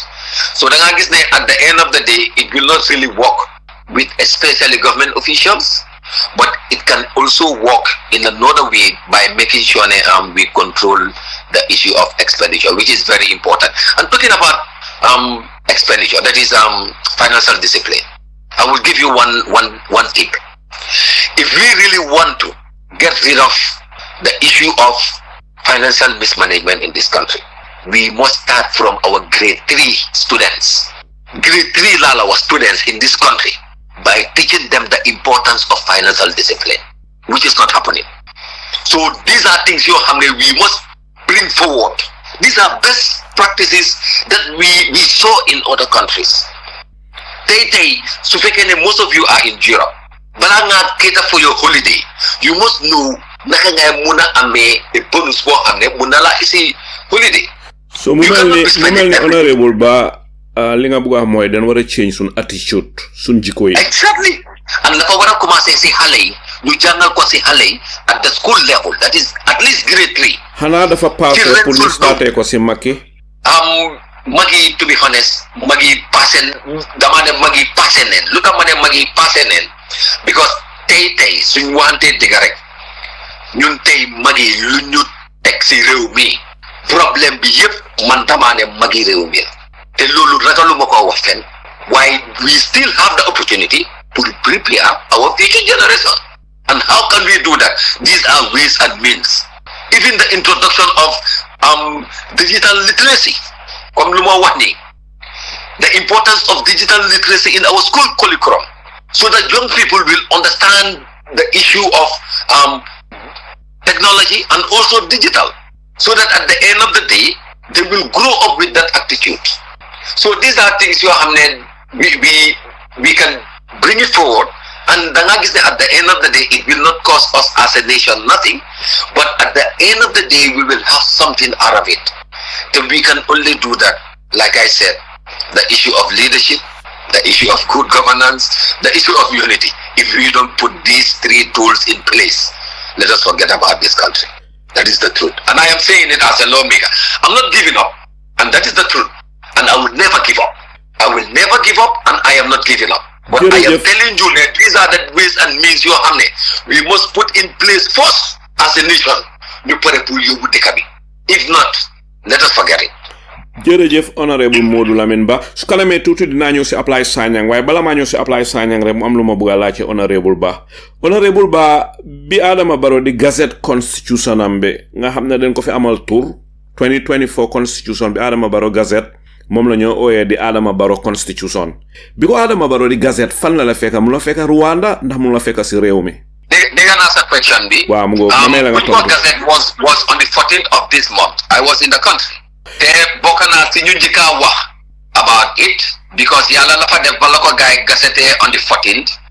Man, I left here around the 16th or the 17th. The best boobu balaa ma fi loon jóge pour dem Rwanda, I was having my constituency dialogue with my people, and my people raised the issue of the new draft boo xam ne comme noo ko waxee rek the Barrow's constitution, new draft constitution, and they raised very big concerns because it was just a day before Madam.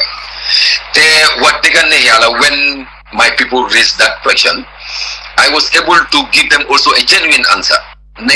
No matter what, my belief is the constitution should reflect the aspiration of the Gambian people, and no matter what, I am encouraging each and every Gambian to read, and let us collectively come up with a position, understanding that this document belongs to all of us because we call it the book of the people.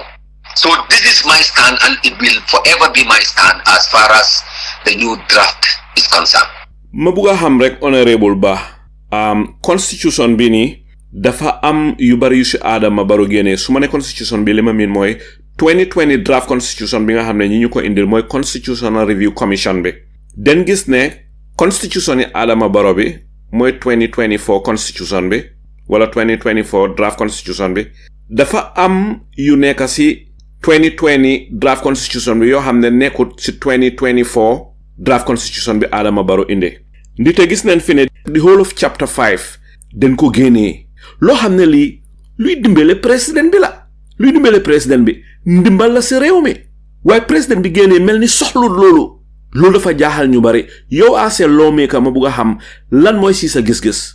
These are the most unfortunate moments that each and every Gambian is going through right now, because so by hell, one of the most important ingredients of this document for a feature the issue of leadership and integrity, which the section you have quoted.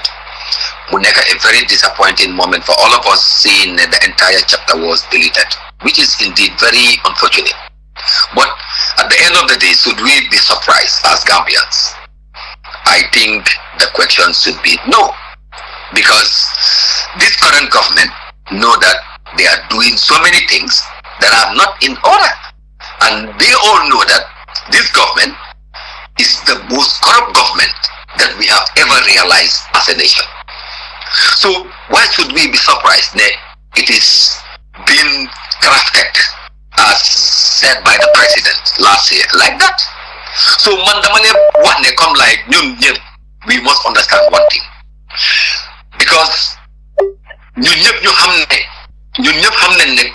that chapter is very important, because whatever talks about leadership and dignity, and I said it before, if you lose your money, you lose nothing. You lose your health, you lose something. But if you lose your integrity, you lose everything. So Luther would be this government. The most important thing, it should be at the center stage of the document, should be the issue of integrity and leadership. Why they have to take it off. Then it has already made people like us, we have already been vindicated in terms of calling this government a corrupt government, because this is a clear manifestation of intellectual dishonesty. This is also a clear manifestation of political dishonesty. So at the end of the day, man as a person, as an individual, as a good citizen of this country, I am not surprised. And I am telling you that this is not right, and people like us will never entertain it. We want such a chapter to be back as far as the new draft constitution is concerned before they bring it to parliament, period. Jërëjëf honorable ba fi mu nekk ma dal di ñëw si apply Sanyang apply li fi jaalaagum bari na ban laajte nga amal honorable Mod Lamin Ba. Thank you Alay Salu bala ma dem si honorable Ba Jawara nañ xam ne Jawara know where you come from and who you are, I think where you belong to. Jawara, I'm very much disappointed. Very much disappointed. Alay Salu so they made through the list nga name ñu reject sun draft constitution bi fuñ spend 116 million, although ñu ne Kenyan photocopy la, but at least one has the integrity of our institutions, one has the independence of our institutions. Jawara su waxee ne IG independent boobu noonu moom our democracy stage loolu war ñu am loolu separation of powers la laa explainal, but no doubt Fabakary Tombong Jatta, Sidi Njie, they are killers. Their hands are stained with blood.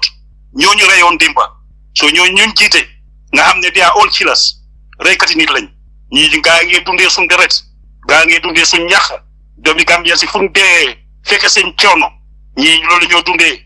Alay Salu, you don't expect anything from this parliament, from Adama Barrow's regime.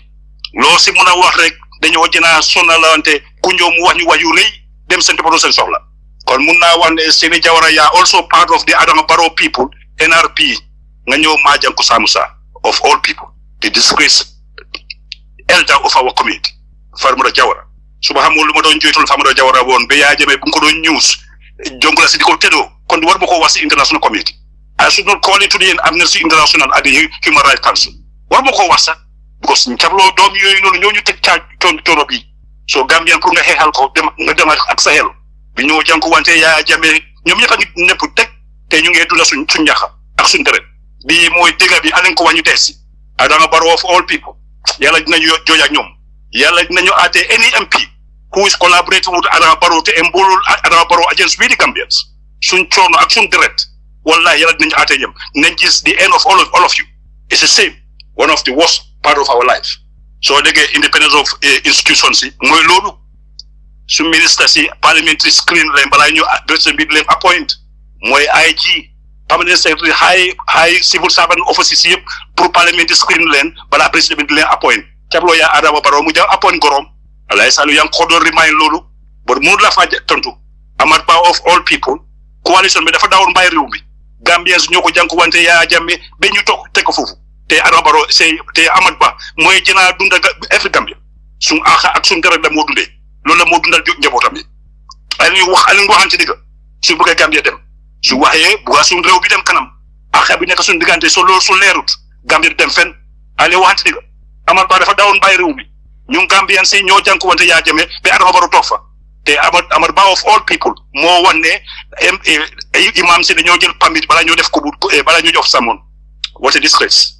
mu ngoog apply lan mooy sa laajte apply suma laajte bi mooy ne how comes Gambia sun health service sun doctors yëpp they are all western trained. What is Gambia is finding in Rwanda? What are we finding in Rwanda? RVT yëpp a ngi tas balaa ngeen di dem Rwanda. Why don't you address your minister of health? Ni wi def si container bi why don't you address that first? Allah isarew, thank you sir.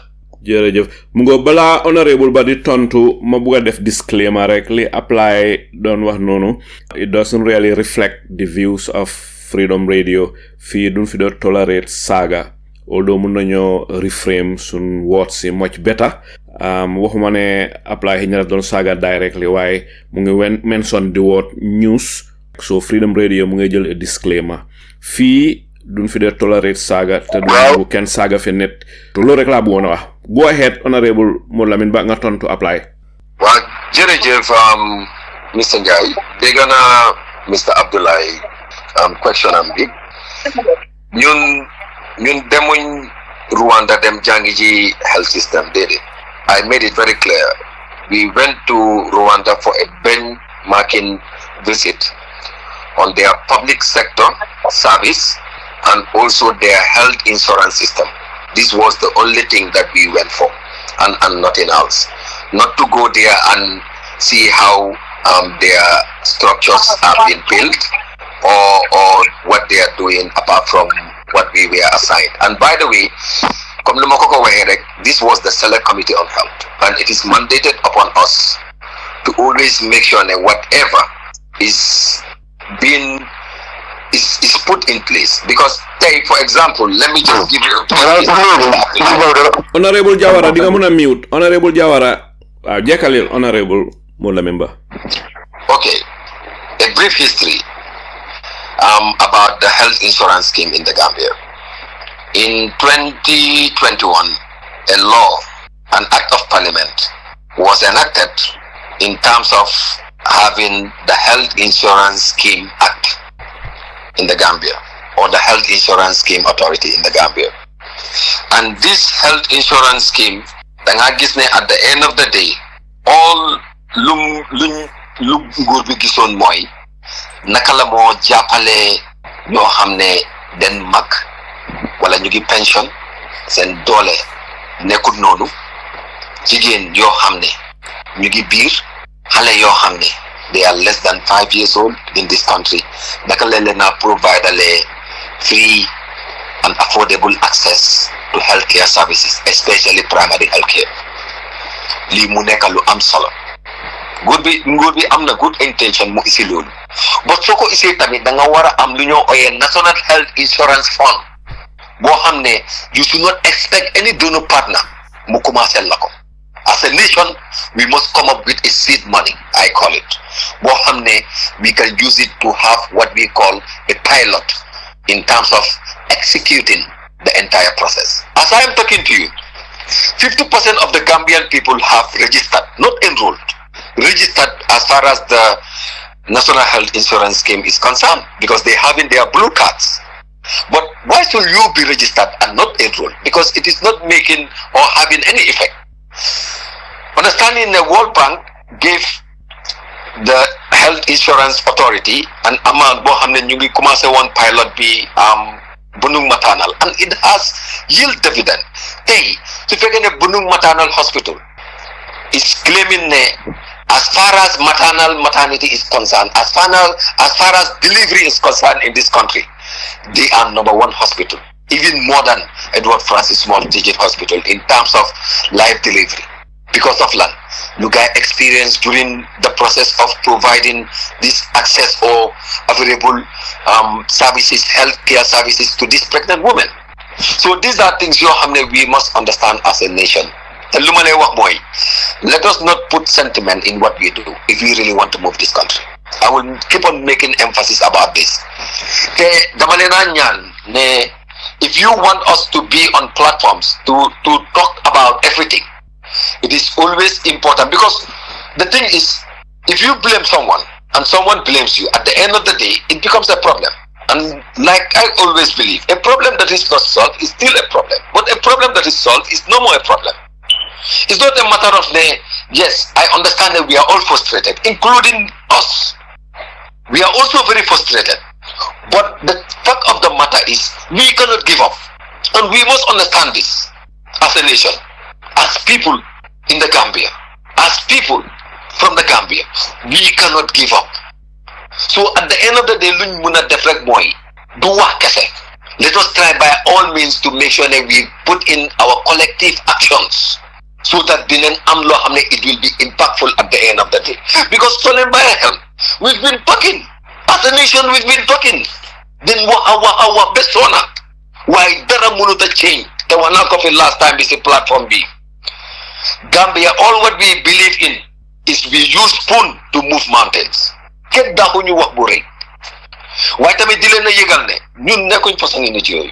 Because ñun ñaanu ñala ñoo ci platform yi di leen wax wa ñaka fayda wala wax yo xamne du njëriñ askan bi. Because I believe ne li mo tax platform bi mu am. I think that it is also very important. So we say, time, we believe that we are the servants of the people. We must reach out to the people. And this is one of the most important platforms Mr. Njai for coming up with this entire initiative to make sure that the servants of the people, you feel like that they are not the servants of the people. I am the servant of the people. Because I don't even expect people to call me honorable because of land. But I believe that the Gambian people, especially Wabajul not, they are more honorable than me. And this is my perspective. And this is the way I run my things. That is why I believe that I am so down to earth. Whatever I want to say it with integrity.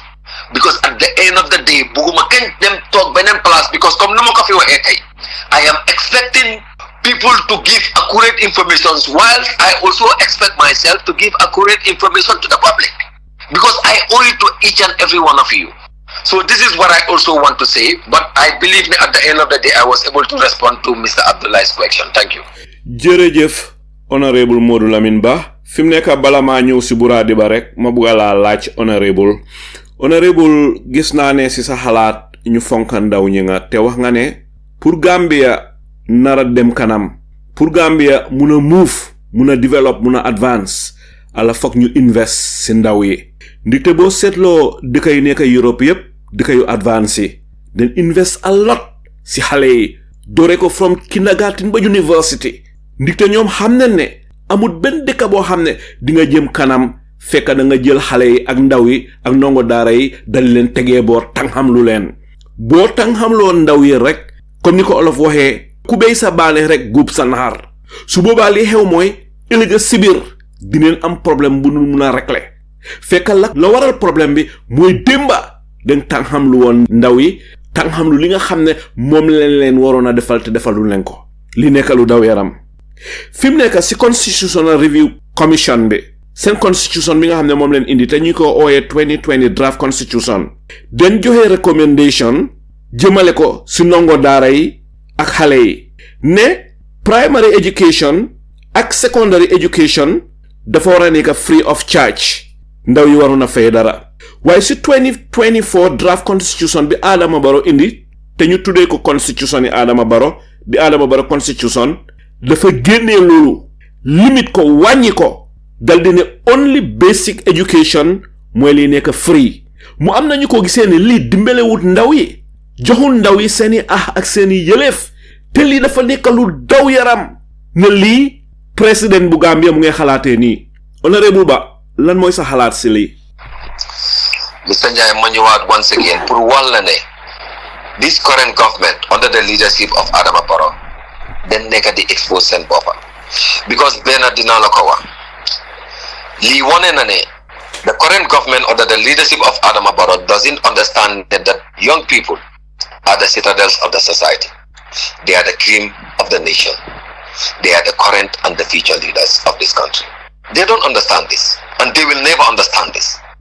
Because at the end of the day, and I keep on saying this even to him, the president, if we really want a very successful and prosperous future generation, we must invest in our young people right now. And one of the key things is education.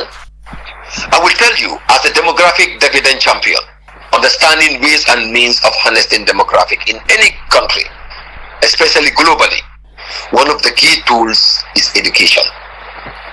But to fake any we see a government that is not even giving that priority to the young people in terms of preparing them to become better and successful leaders in the future, not also considering the sustainability plan of the country, understanding the need of sustainable and quality education.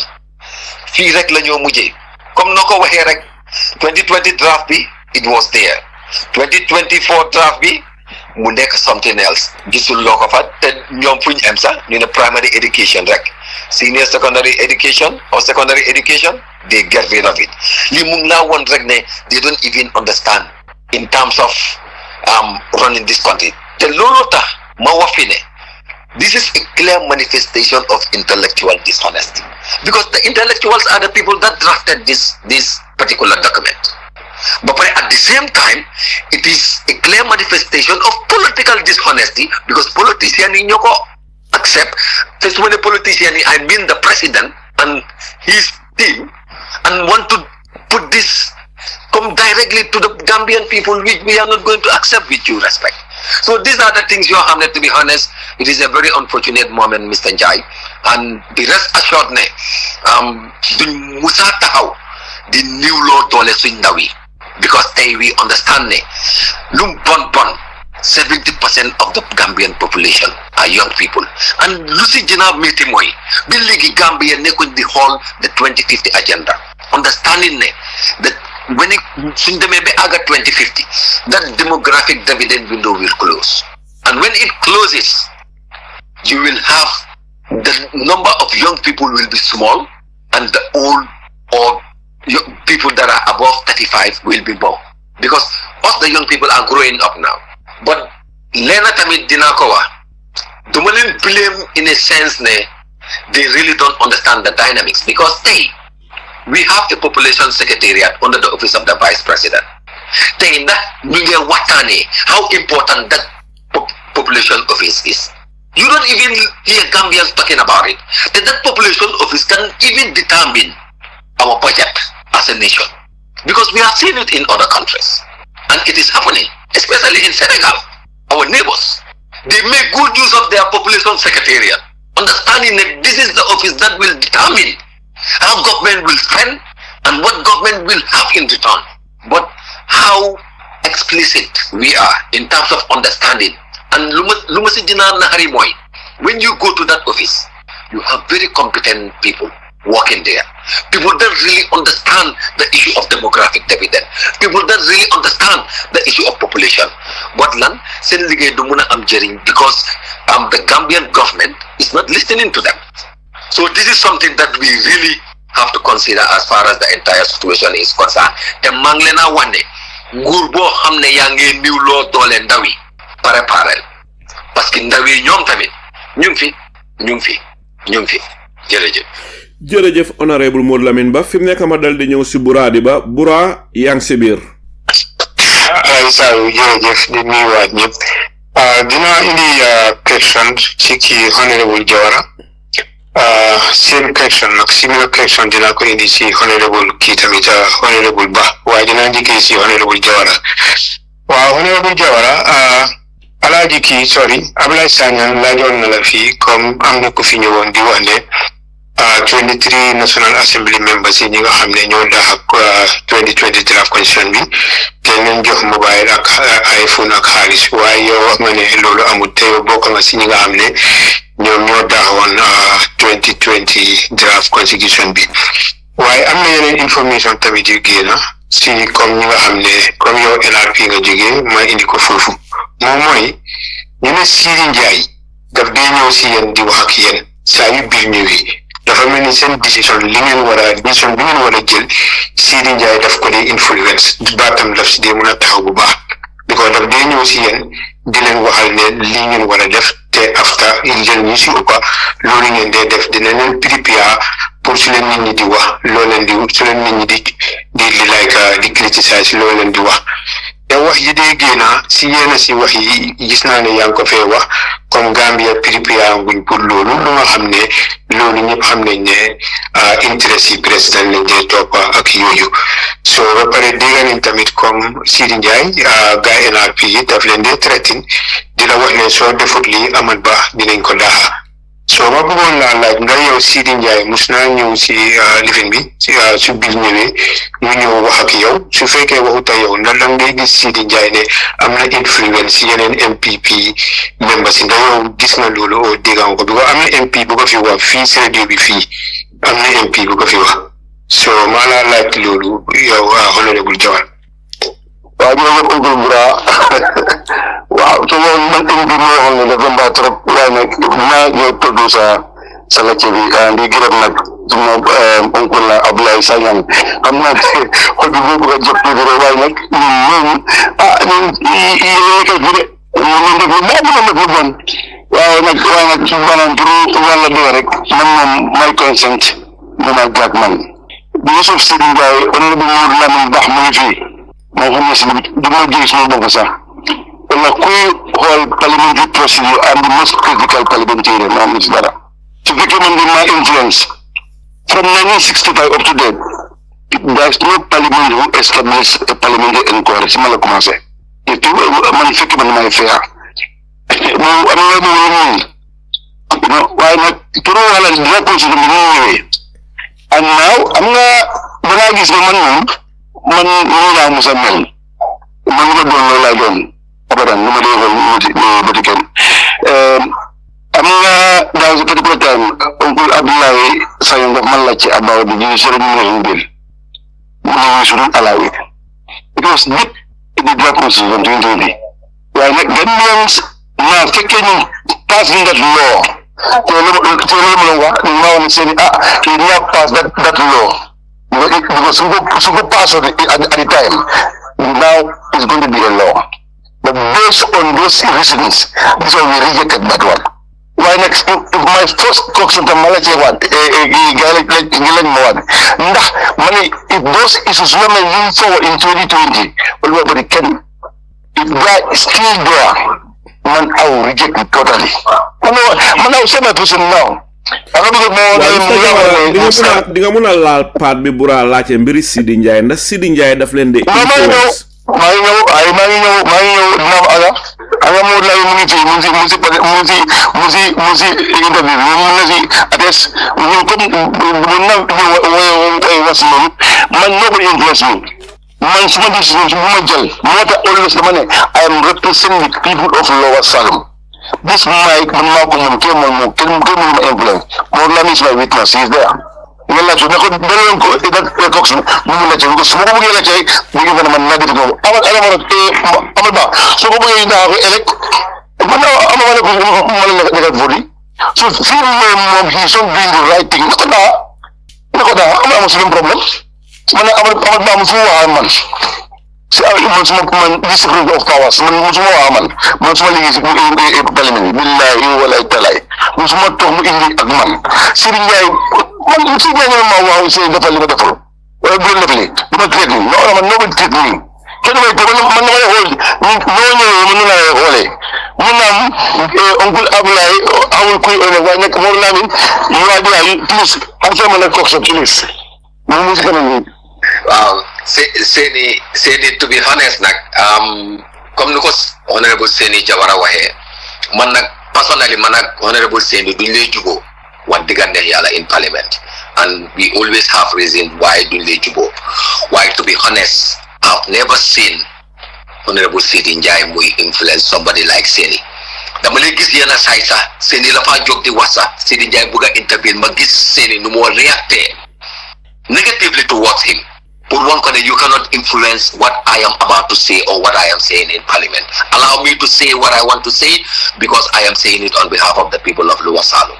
This I have witnessed in parliament in several times.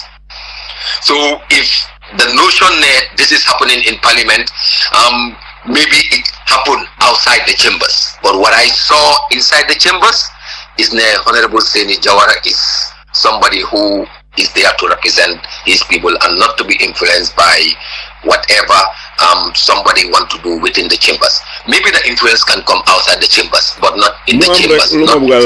Honorable Mourlamin Ba, li nga xam ne moom la Bura wax ñun tamit jot neen ko fi xëj na mun naa am affaire yi laalut wala Sidi Njie approach Honorable Seni Jawara ak yow mun naa am waaye dégg neen fi ne daf dee bugg a interfere si ñeena ñi si National Assembly members yi mun naa am du yow mun naa am du Honorable Seni Jawara. Mr. Njie, I just want to make I just want to make something clear here. Can I just make it clear? Go ahead. What I'm saying is I've seen scenarios whereby Honorable Seni Jawara rose up in parliament to do any submission. Magis Seni Njie buga ko wax togal wala baal. I always see this reaction from Honorable Seni Jawara. Don't tell me what to do. I have seen that myself. That is what I want to affirm on this platform. But what is happening outside, I don't know. But in the chambers, I really know that he is somebody who you cannot control. In parliament. Because Honorable Seni Jawara, because we believe in no matter what, we are here to represent our people. I am not saying it because I want to cover up with him. No. But because I believe that it is important to say the truth here on this platform. And that is very important. But as far as come like Sidi Njie la play buga, Honorable Sidi Njie la play buga influence yenen members. Lulu mom, to be honest, not in the chambers. Because member bukot default tamisi chamber bi, man ragal ba ben member. Starting from the speaker down to the last person. Naka nga gisee li nga xam ne mooy li xew Honorable Seni Jawara dafa vote against the 2020 draft constitution bi yow naka nga gisee loolu? Man, my honest opinion, time bobu bala gisee loolu, I was very disappointed. To be honest, I was really very disappointed because we were the young people that were advocating, understanding that it was the most anticipated document. And I think that as far as parliament is concerned, the procedure can be applied. Because to fake the mom clauses you want are things you have it will not be good for the country. What is the reason why parliamentary procedures are being provided by the law of the country? Forget first reading, second reading, third reading. Come lu ñu dal rek. Right now, if the gazette period is due, it will be introduced to parliament. And if it is introduced to parliament, you'll forget them through the document. And to fake there is need, and I know that there will be need to refer it to the committee. You understand? Committee boham, it will be relevant. The mom yala definitely he is also part of the Assembly Business Committee as a member representing NRP. So the thing is that you make this one committee lenko muna refer to as ABC. Then it's because parliament you decide on that. So at the end of the day, if that happened, man forgot that this should have been the procedure that happened in 2020. No matter what, as far as there is argument, there is no law on that. It will favor 100% of the people, but it must be in favor of majority of the people, and this is what we expected. So whatever cons they're talking about as far as the 2020 draft was concerned, let them just proceed, allow it to pass through and go through the required process as required in parliament and do the needful. But it was killed immediately when it was introduced in parliament, and that was the most unfortunate part of it. So then at the end of the day, this was my stand and it is still my stand, and at the end of the day su fekkee ne a new draft is also introduced in parliament, it is our responsibility as parliamentarians to work on it, but to work on it based on the aspiration of the people that will reflect in that document. Jërëjëf honorable Ba bala maa ñëw si Jibril Fadi. Go ahead, bro. So honorable Ba laa bëgg a laaj seen question anyway. So honorable Jawara li ñoo wax rek mooy mi ne moom position am du ko change waaye ñu ngi ko ñaan parce que change to develop loolu loolu mooy development waaye nit foo taxaw nga taxaw fa rek te reason si li nga wax ñu bari gisuñ ko comme ne genuine na o nekk na lu lit wala jël maa nga ñaan rek fii kenn mu tut so loolu tax ñu leen dee oo fii pour ñu ñëw waxtaan wi ci wante xalaat so loolu baax na trop suñ independent institution si ñu leen a jëlee ak removal bi ñu ngi laa ñaan léegi loolu ngeen xool ko bu baax ak lifin ak provision si nga xam ne dafa make sure ne corruption dinañ ko minimize loolu tamit ngeen xool ko bu baax ñu ngi leen a ñaan léegi waaye nit nga taxaw foo taxaw ne duma fa génn loolu du yëfi dem kanam ñu laa ñaan loolu honorable baax yow moom li ma la bëgg a laaj mooy similar question bu ma laaj kii honorable Jawara mooy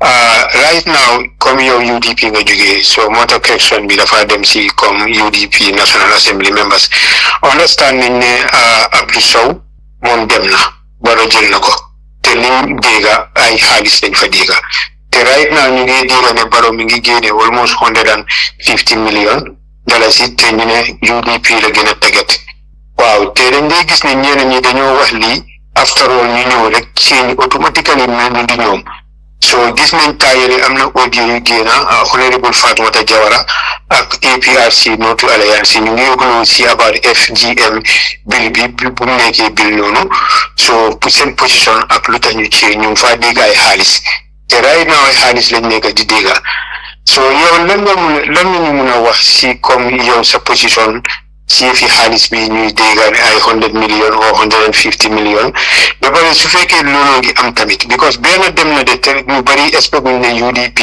dinañ jëlaat kenn te Abdou Sow dem na so mu mel ni right now UDP 14 lañ fa am ak Busumbala gan independent muy 15 not 16 anymore because Abdou Sow dem na so te lii nag daf dee xaw a discourage Gambians si really to be honest so Gambians ñu bari suñ déggee lii seen xol bi daf dee tànga ne lan moo nekk di dox so moo tax honorable Ba bugga naa nga wax yow sa position ak lan nga mun a wax Gambien si xam nga lii nekk di dox ay joxe xaalis rek nit jump from fii to fii ba pare amee ay waxam yu nga xam ne kenn mënut a understand li ñoo wax. Very important question, Bura. Very important. Go ahead, honorable Ba. Jërëjëf Mr. Bura. Mr. Njai, thank you for that. Living nakala turati comme ndoko waxe rek very important question man honorable Modou Lamine Ba kuma am ne I don't compromise with my dignity and I will never do that. I will just want to make it clear here. Last time I had an interview, I think that if I am right, Mr. Jai, I am the first MP under the 6th legislature that first came to this platform to discuss about issues pertaining the development of this country and the way forward. And I can see that from there, I am seeing my fellow honorable members coming in. Lulu rek mungla wane, I am somebody ko hamne, I don't compromise with my integrity. One thing that I believe, my integrity is my everything. Being a member of the United Democratic Party is something that I enjoy so very well. As far as my political life is concerned, understanding what guides me as part of our principle to make sure we help or support the Gambian people. We believe that we are very significant in Parliament. And that is our current Parliament in the Gambia. Why should money nekalo hamne halis nekalo hamne love no change? One thing I want to share with you, Bura. Two things rather. I will start with one. One thing is to tell you I am someone who believes in something. What I am as honorable, let's say as Modou Lamine Ba, when I have nothing, and what I will become when I have something. This is something that I am always very careful of. The Dinala Wane, a clear manifestation is the people that I was moving with yesterday are still the people that I move with, the people that I sit with, the people that I share with idea, and also the people that I eat with together. That is done. The other thing is I can fully remember when I first went to my dad and my mom to inform them that, Papa, yeah, I'm intention to venture into politics. I can fully remember one thing that my dad told me when I was getting into politics. Munema, you will have my consent as your biological father, but dinala baye nyetimir, jada mabuganga def ko tiri. Monako moylan papa. Munema pena monako munema motul chicken. Munema pena monako munema motul chicken. Monako tiganala. Munema nyarel monako munema motul halis, especially halis bo xamne lewut la. Xamulo fan la halis joge nga jël halis bobu nga de dang ko tudé especially ko tudale ko sa jabot. Lolu moytu ko. Monako diganala. Munema ñettel bi which is the last one. Monako munema debanga jangi di wax. These are the three things you have. My dad gave me as a tool, as a weapon to get into the arena of politics. And I will tell you, I am somebody who will never compromise as far as these three items are concerned. Because man sufrekone halis la ma move wat digan ne yalla. Tay dekana si suma onkir bo xamne suma invite nit pour mu ñew ne ko togal dafa ñëmé tok. Waaye loolu lan moo ko jar tey xaalis boo xam ne yaa ngi koo amee si noo xam ne waruloo ko amee kenn bum la nax soo ko fajoo wutee sa njaboot dina si faju. So in other words maa ngi laa wan ne lu ñoo def nii yëpp especially mbiri xaalis boo xam ne mooy mën a change suñ mind loolu ñun war nañ see bàyyi suñ xel bu baax a baax te duma si génne suma boppa man mii suma bopp loolu tam man dama leen try by all means pour muy tante ko. Loo xam ne dem na si wàllum xaalis doo si musa dégga Modou Lamine Ba si kàttanu yàlla and be rest assured about that because ñun yarewuñu noonu ba pare wonuñ ñu yoon boobu ñun ñu woon mooy ñu am yërmande si nit yoo xam ne ñooñu leen nekk di represent and we believe in that. beneen part bi si laajte bi honorable Ba mooy ndax dégga nga mbiri 100 million bi wala 150 million bi. To be honest maa ngi soog a dégga wax boobu fii. How much what this 100 million or 150 million you're talking about? Ban fasangi scenario la. I didn't even hear it, to be honest. I have no idea. Honorable. Go ahead, Bura. Dama ko la laaj lan la ñu mëna wax ci Abdou Sow Brikama not Abdou Sow bobu joge UDP go ahead honorable Ba. Abdou Sow lu ma ci mëna wax moy Abdou Sow was my comrade and still my comrade in parliament because we are all in parliament. He was together with me in my party. You talk bena jamano, you kiss a letter that was shared on our page. He resigned from our party. That is all. And from there, to be honest, man personally, man Modou Lamine Ba, I've never engaged him because I believe ne magi popam la, ba pare am na lum def. Why man, as far as I am concerned, I am still in UDP. I am a member of United Democratic Party, and I am abiding with the rules and regulations of the party. Mr. Honorable Abdou Sow, bim resign kanyla yagana. Is this year? From early this year, if I am still right. Come luma wax rek. To be honest, it wasn't my business because man mi suma bopa man yow isuma Abdou Sow UDP. So Abdou Sow leaving UDP, it shouldn't be my problem. Jërëjëf honorable Ba. Fi mu nekk ma dal di ñëw si Mr. Ibrahima Cissé. Mr. Cissé yaa ngi si biir man laajte nga amal honorable Modou Lamine Ba. Waaw man li ma ko laaj daal mooy ne dégg naa bi mu waxee Rwanda mu ne good leadership, governance ak unity.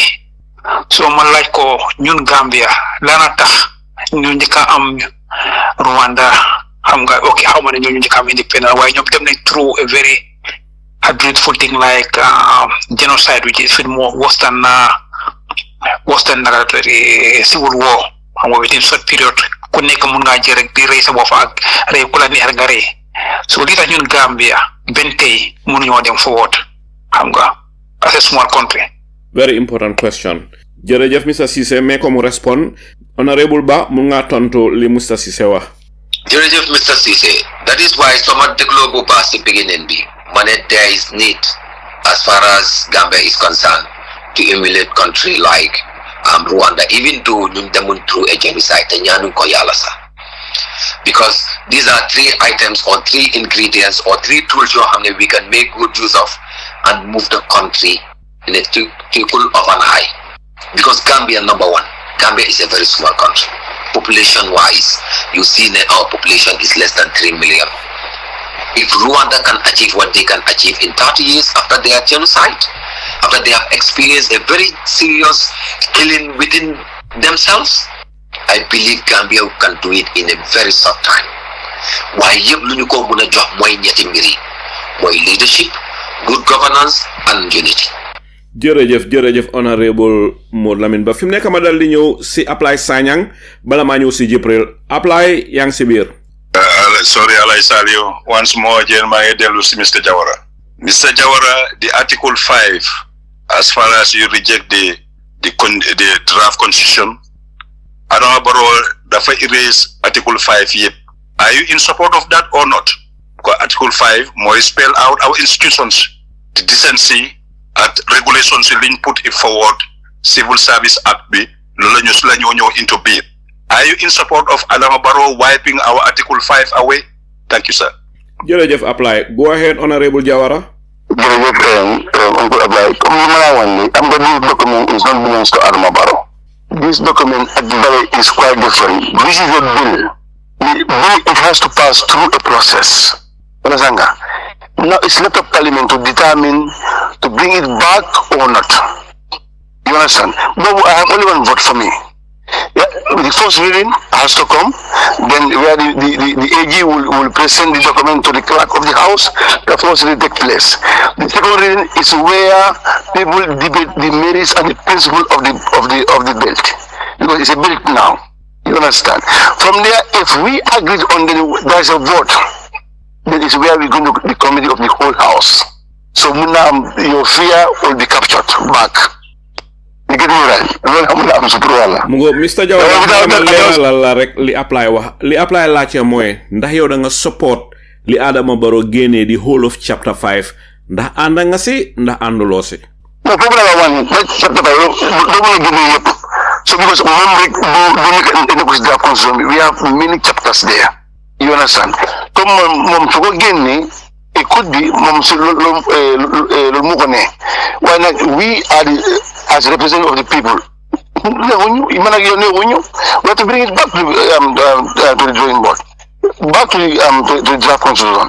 Now it's left with us now. Jërëjëf Honorable Jawara fi mu nekk ma dal di ñëw si Jibril Fadia. Why Mr. Njai, can I say something bala go ahead bala Jibril di duga si Jibril nga pare yaa ñëw next, go ahead. Yeah, Mr. Abdullah mu ngi wax lu important, that is chapter 5 of the draft constitution 2020. That issue of leadership and integrity, this is something that we will not compromise. It's going to be something that we must bring back rather, or the government so they will have access to this audio, because at the end of the day the Ministry of Justice will bring the bill to Parliament. Let them make sure that they return back the chapter 5, because to cover guide the foote, we must make sure that we put it back, because there is nothing that can move this country forward without leadership and integrity. And this should be very clear to the government, and if they are listening to us or if they will have access to this audio, let them make sure, especially through the Ministry of Justice, to know that we are very concerned about that chapter and it should be back, and we are not compromising as far as the entire situation is concerned. Jërëjëf Honorable Ba. Alay Salou me ma fi loolu laa bëgg Mr. Jawara tontu. Loolu laa bëgg Mr. Jawara tontu comme Mr. Ba nu ko waxee nii. That chapter 5 mooy our institutions. That's our people. Accountability and transparency.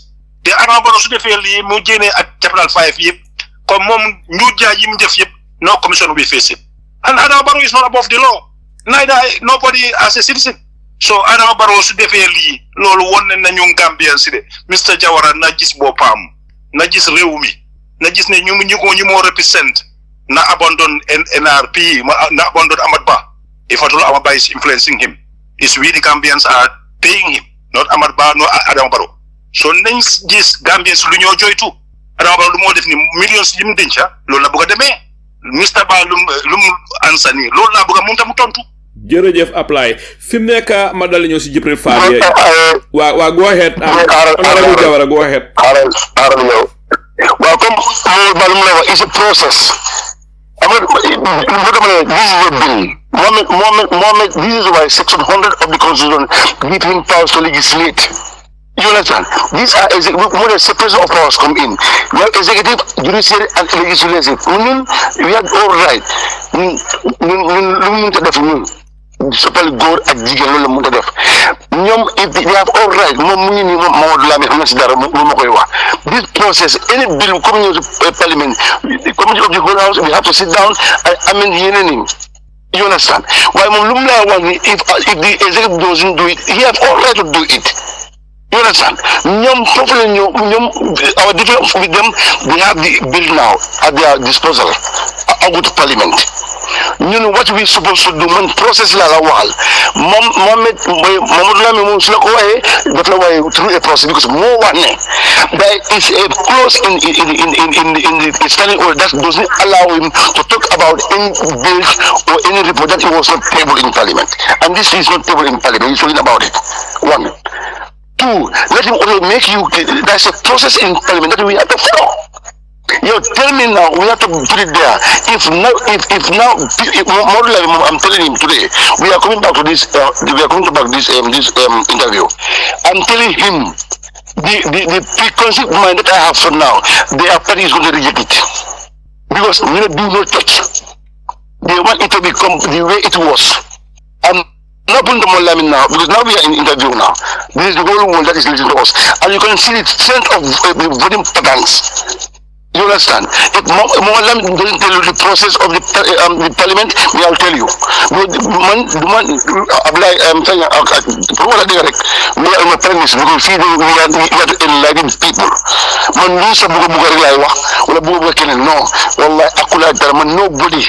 Nobody do Ahmad Badu Kenan. I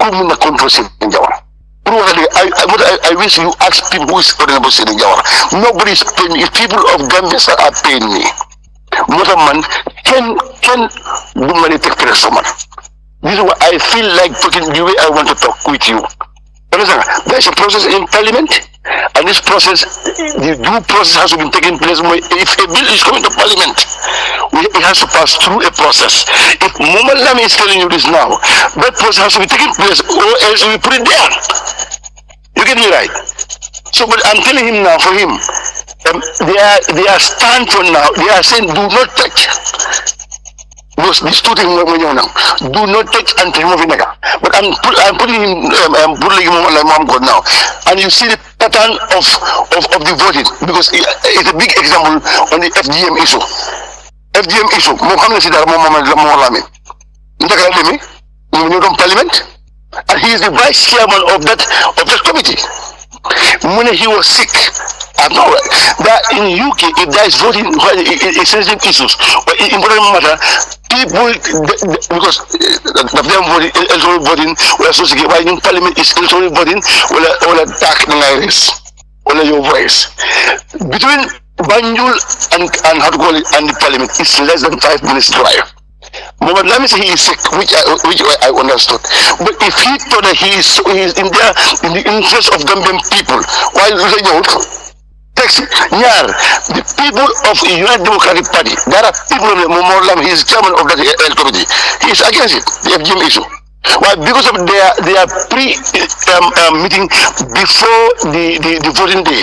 This is why the entire Democratic people, they all vote for no. My brother, I'm going to see is new hold the interest of Gambian people.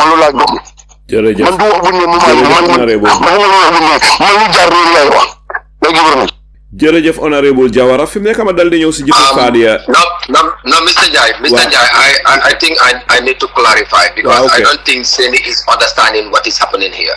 Comme luñ lay wax rek ak ñun tamit luñ ñu jàngal gis nga wax doo ko lee lekka danga ko lee déglu te lu am solo la. And I am also bringing this forward because the thing is what Mr. Abdullahi asks is a very straight question and it needs a straight answer. Ñun, especially me, Mom Seni, Honorable Seni Jawara knows that man, there is no MP in Parliament that will compromise the integrity of the Gambian people. Lulu Holu Masi Patisa, and he knows that very well, and I will never compromise that situation. The issue of party influence in terms of my decision as far as Parliament is concerned, I am telling him the people that make me or the people that influence my decision are the people of Banjul North and by extension the Gambian people and not the United Democratic Party. Digala, I am under the ticket of United Democratic Party, but it is very clear to me so madame in Parliament, that is why when it comes to my card you will never see anything like United Democratic Party representative but NAM or Banjul North nga fa legis. So man, I have to respect that no matter what. And in terms of determining my vote, in terms of my position right now, to be honest, it is very unfortunate, but you cannot determine because I didn't say anything as far as my position is concerned in terms of the new draft that is to be introduced in Parliament. The talk about health, so people are are keen followers. I can say I am one of the most MPs that talks about this draft constitution, and I am also I can say even the #1 MP that always keep on reminding the Attorney General and Minister of Justice for him to work with the executive and reintroduce the draft constitution in Parliament because it is one of the most anticipated documents as far as our transitional justice process is concerned, but also understanding the entire process. Because Mr. Jaiman, I didn't go to Parliament to learn because if I do that, I am already failing my people and I don't have to fail my people.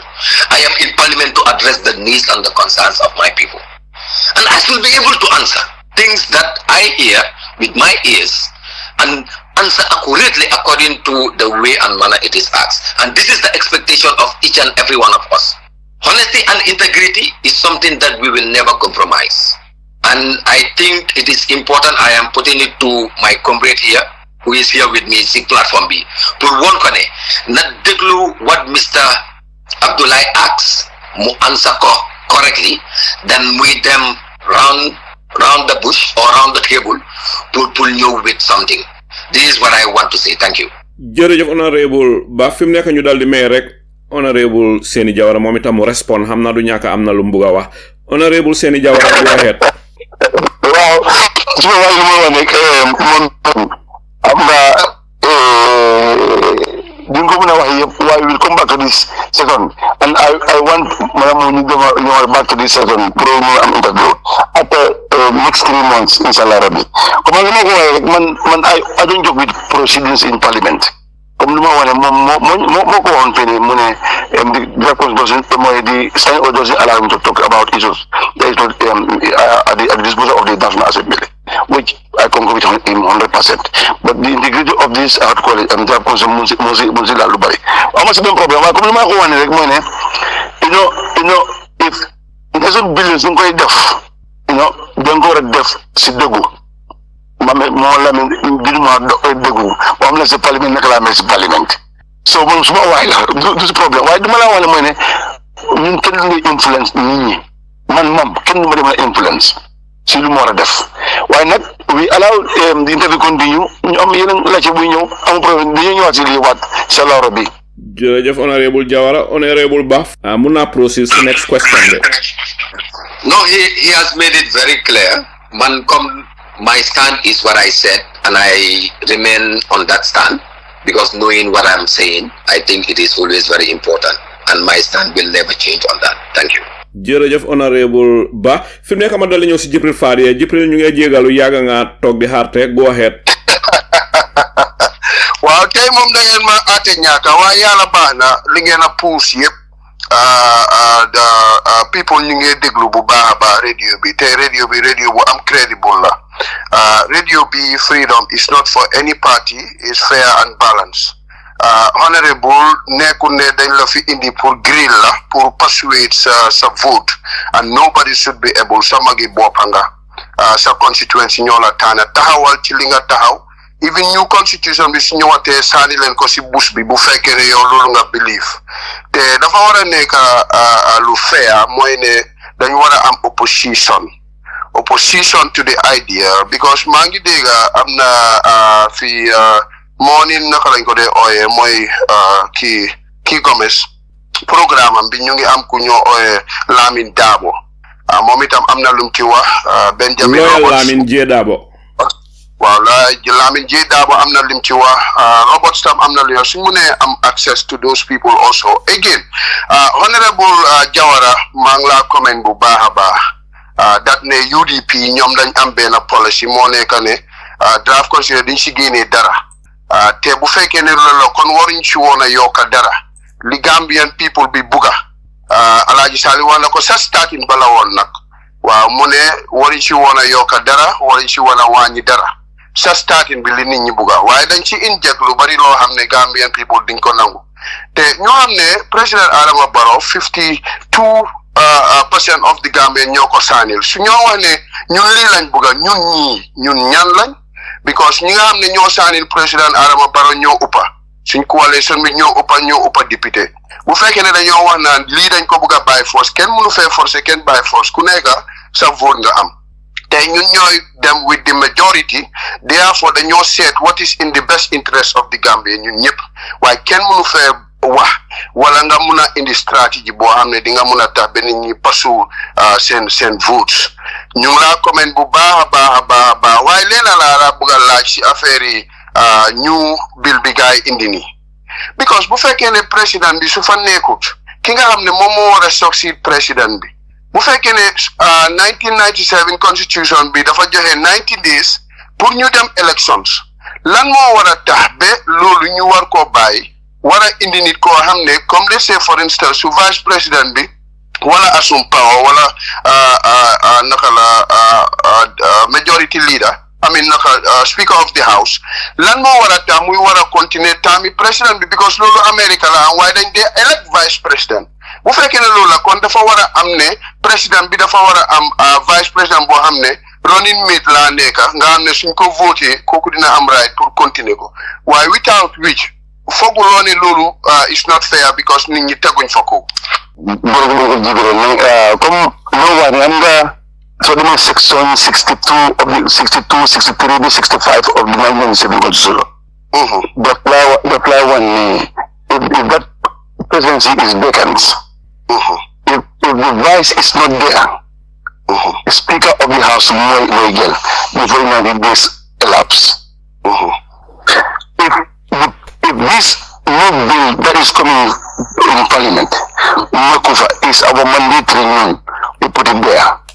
These are the reason why we went to 2016, that massive campaign. Gambia has decided. All these reforms will come in. Good governance, electoral reforms, all these things should be independent of natural justice. You don't know in place. This fulfillment of this campaign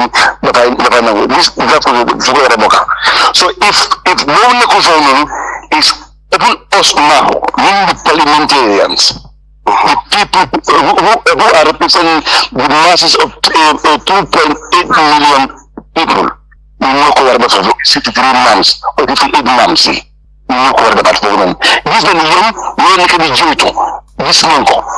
Now this thing is beyond the president and the cabinet. This woman, no comment. Because when they go to parliament, no one of the Nula, Subani Nula, Subai Nula. Executive Nula, kind of. What is open on us now? As since we are going to see what is right, what is expected from us. Well, I'm for Jërëjëf Honorable Jawara, jot naa fi léegi ne Ramzia Diap dal dina bàyyi UDP dem toppi Adama Barrow NPP lima fi jot moy ne Sidi Cissé ak Demba Sabali play a role pour convince Ramzia Diab pour mu bàyyi United Democratic Party di parti honorable Ousainou Dabo dal di dem bokki si parti Adama Barrow bi di NPP. Honorable Mo Lamine Ba ndax yëg nga lii. Mr. Njai, comme doko waxe rek nga ne yanko just am ni man mom I am really shocked if it is true, but I am not very sure, with due respect, parce que man déganguma ko am jotanguma ko daal. Dafa am lu olof ne kuy naaw sa dung di ruus bon fa nga jëm soriwut fi mu nekk ñaari at mooy li des pour ñu ñëw si elections su fekkee ne a very important figure like Ramzia Diab 2 years bala presidential election mu dal di bàyyi United Democratic Party dem si Adama Barrow te bu yaagul rek kii di Modou Sabali nekkoon a very important figure ku jegeñ honorable Ousainou Dabo moom magam Ramu Sabali ñëpp dal di bàyyi UDP dal di join Barrow ma bëgg a xam rek honorable Ba foog la ne loolu dafa explain ne maybe something is not right with UDP si ñuy xalaatee nii waxuma ne man nii laay xalaatee de xëj na du ñàkk am na kuy xalaatee nii wala ñuy xalaatee nii su fekkee ne lii lu am la am na ñuy xalaatee nii yow lan mooy sa tontu. Man, to be honest, lu ma si mun a wax mooy this is politics. The one thing that I believe in politics is that there is no political enemy. That we have seen scenarios not only in the Gambia but even outside the Gambia whereby people will be here today and there tomorrow. But one thing that I will tell you, man, at the same time I don't believe in that perspective, because the issue of being here and being there is something that is not encouraging at all. Your question will be very hard to answer, but at the end of the day I would have appealed if you can have access to our public relation officer of the party and mu tontu question bo laajte ni. That is what I would do. Almamital is our public relation officer. Wow, dina ko contact elek bu nexe yalla. Yes, Mr. Almamital. He can give you details about the party because he is the spokesperson of the party. I can talk about the party, but lafa am fuma say wara em parce que at the end of the day ñu ñëpp d'accord ñu dem ci congress ñu ñëpp ñu d'accord ne mom leen tana pour muy wax on behalf of the party. Jërëjëf honorable ba waaw go ahead honorable Seni Jawara dafa am lo bëgg wax. Honorable what a shock. I'm going to is Ramzia am na right to join any political party. Honorable yéen ñaar la gis naa ne rivals ngeen waaye in a positive way which is good. No, to be honest, it's important that Mr. Jai, because the thing is, why Seni should be my enemy? Honorable Seni Jawara is the MP from Lower Salum. Lower Salum is where my father, my biological father is from. Sare Jabel, 2 miles away from Kawur. Yaya mugi joge Jane Kunda.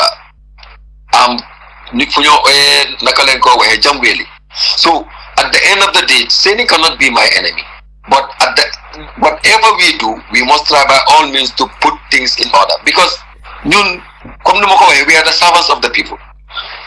And no matter what, whatever we say, whatever we do, must be in line with the people, and especially the people that we represent.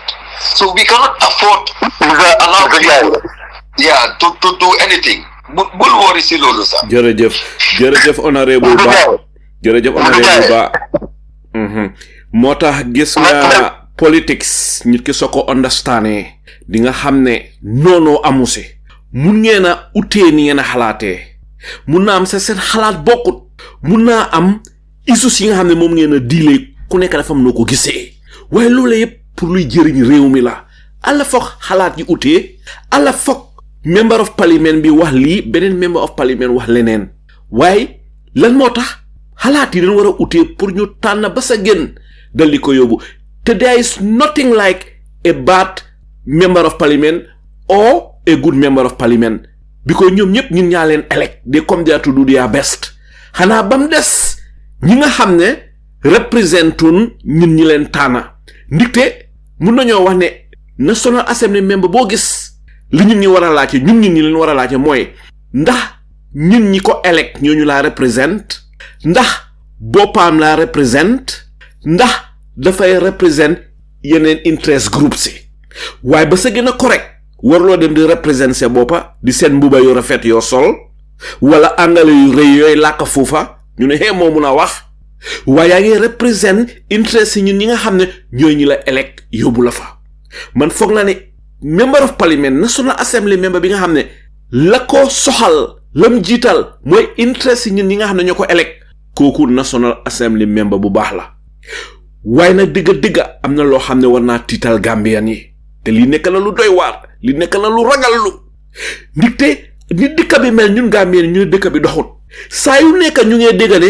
kii bàyyi na parti bi dem na join ruling party bi kii bàyyi na NRP dem na NPP kii bàyyi na UDP dem na NPP kii bàyyi na GDC dem na NPP sa dëgga man foog naa ne politicien dëgga mooy koo xam ne kii xaalis du tax mukk xaalis du ko mun a influence mukk mu change décision am boo xam ne óor na ko ne ngoram may ko alla foog ñu jiital ngor di defam lu olof wax olof ne si xoli nit ki ngor gu mut sek munu faa nekka ba pare gore addi gu mut sek munu faa nekka gore addi ak ngor munu na fanaan si benn lal moo tax nit ki la nga am pour cuus benn nga gore addi ñu jàppee la si jaam ñi wala nga gore ñu konte la si gor yi moo tax lii dafa important politicien yi xam ko soo gisee ñitti Gambie ñu waaru jaaxle ndikte Buraadi bo wax na ko fi mu ne dégg na te li allegation la rek waxul ne lu am la dégg na ñu ne President Adama Barrow dafa teg $100 million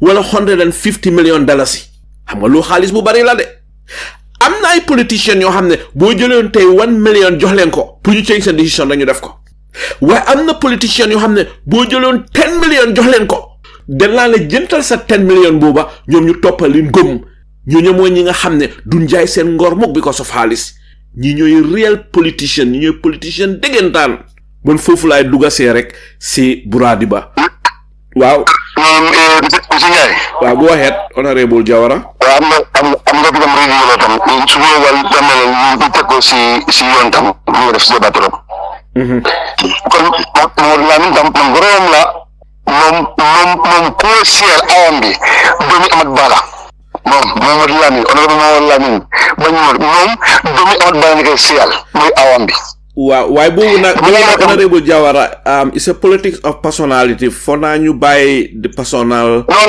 issues non ma ñëw am nga try to connect maa ngi connect because am nga da nga laajte nga ne IGP Goro President Barrow la comme li nga ma wax am not trying to connect dama bëgg a connect rek ma dama fi rek la and now the peacock say ñu ne 150,000 Barrow la teg kon Barrow na xaalis suma waaji so na ren jox 150 million Barrow man actually pour wala diga rek man pour bu ma dem that allegations because nekku ci table bi it's just allegations and each politician has all right with your opinion why not pour somebody go to another political party is his all right because we more joda dole I don't think we should be associated with those things with monies yow man suma demee si yow you Mr. Salo yeah, because man bala ma ñëw si radio bi ni am na ku ma call mu wax man that we want to discuss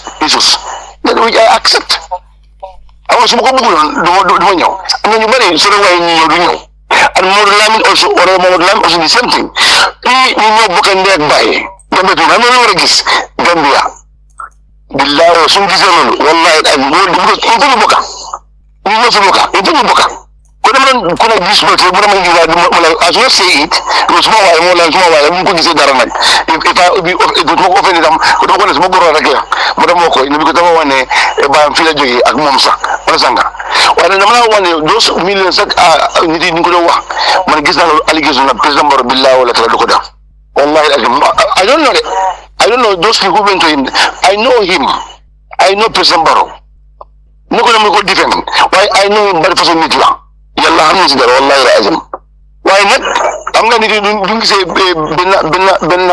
benn bot we have different lens bu ko xoolee waaye nag mu noonu daal. jërëjëf honorable Seni Jawara fi mu nekk ma dal ñëw si Bura di ba Bura ma bëgg rek nga laajte sa mujjanteeli laajte ko defee nga dal di tëjee foofu.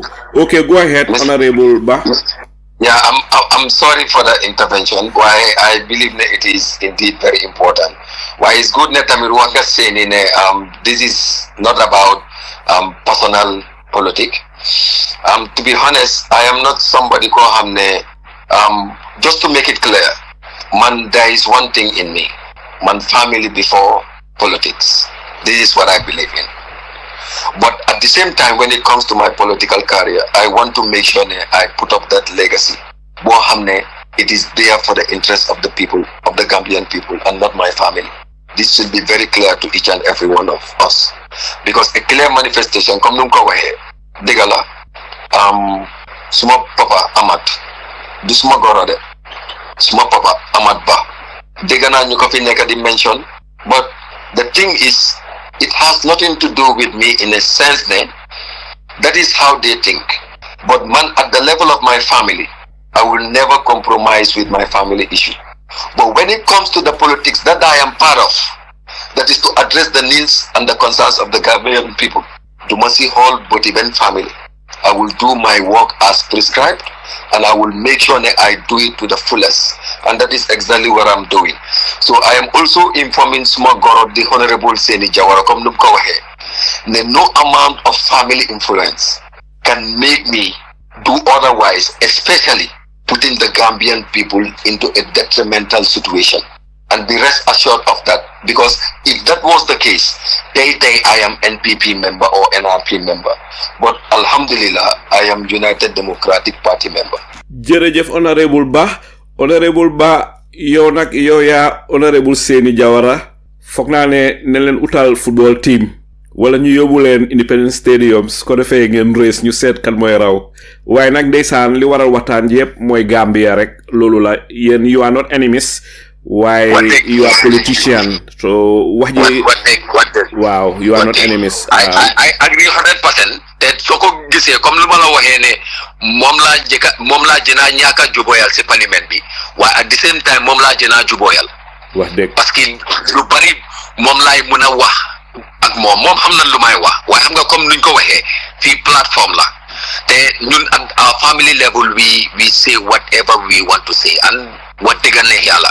I can fully remember there was a time, and I will want to say this here. Yala Defan, because I have this charity organization that I run in the Gambia called Al-Quran Foundation Banjul. You amon yana nak yun jindon Sara Jabel or let's say Loa Salum Fofu. Honorable Seni Jawara bi mo jël piko bam jox mako ba pare ne si handoram bi ne jëlal nagi nga yobu ki be bara si ferry bi, and that is exactly what his twin brother did.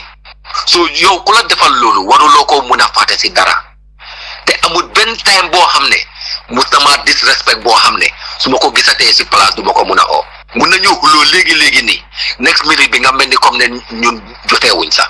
But I believe that is life and that is the nature of the work. Because at the end of the day, I have principles, he also has his own principles. But what is more important, we want to see Gambia progress. We want to be together and see to it, Gambia move forward. This is our intention as representative.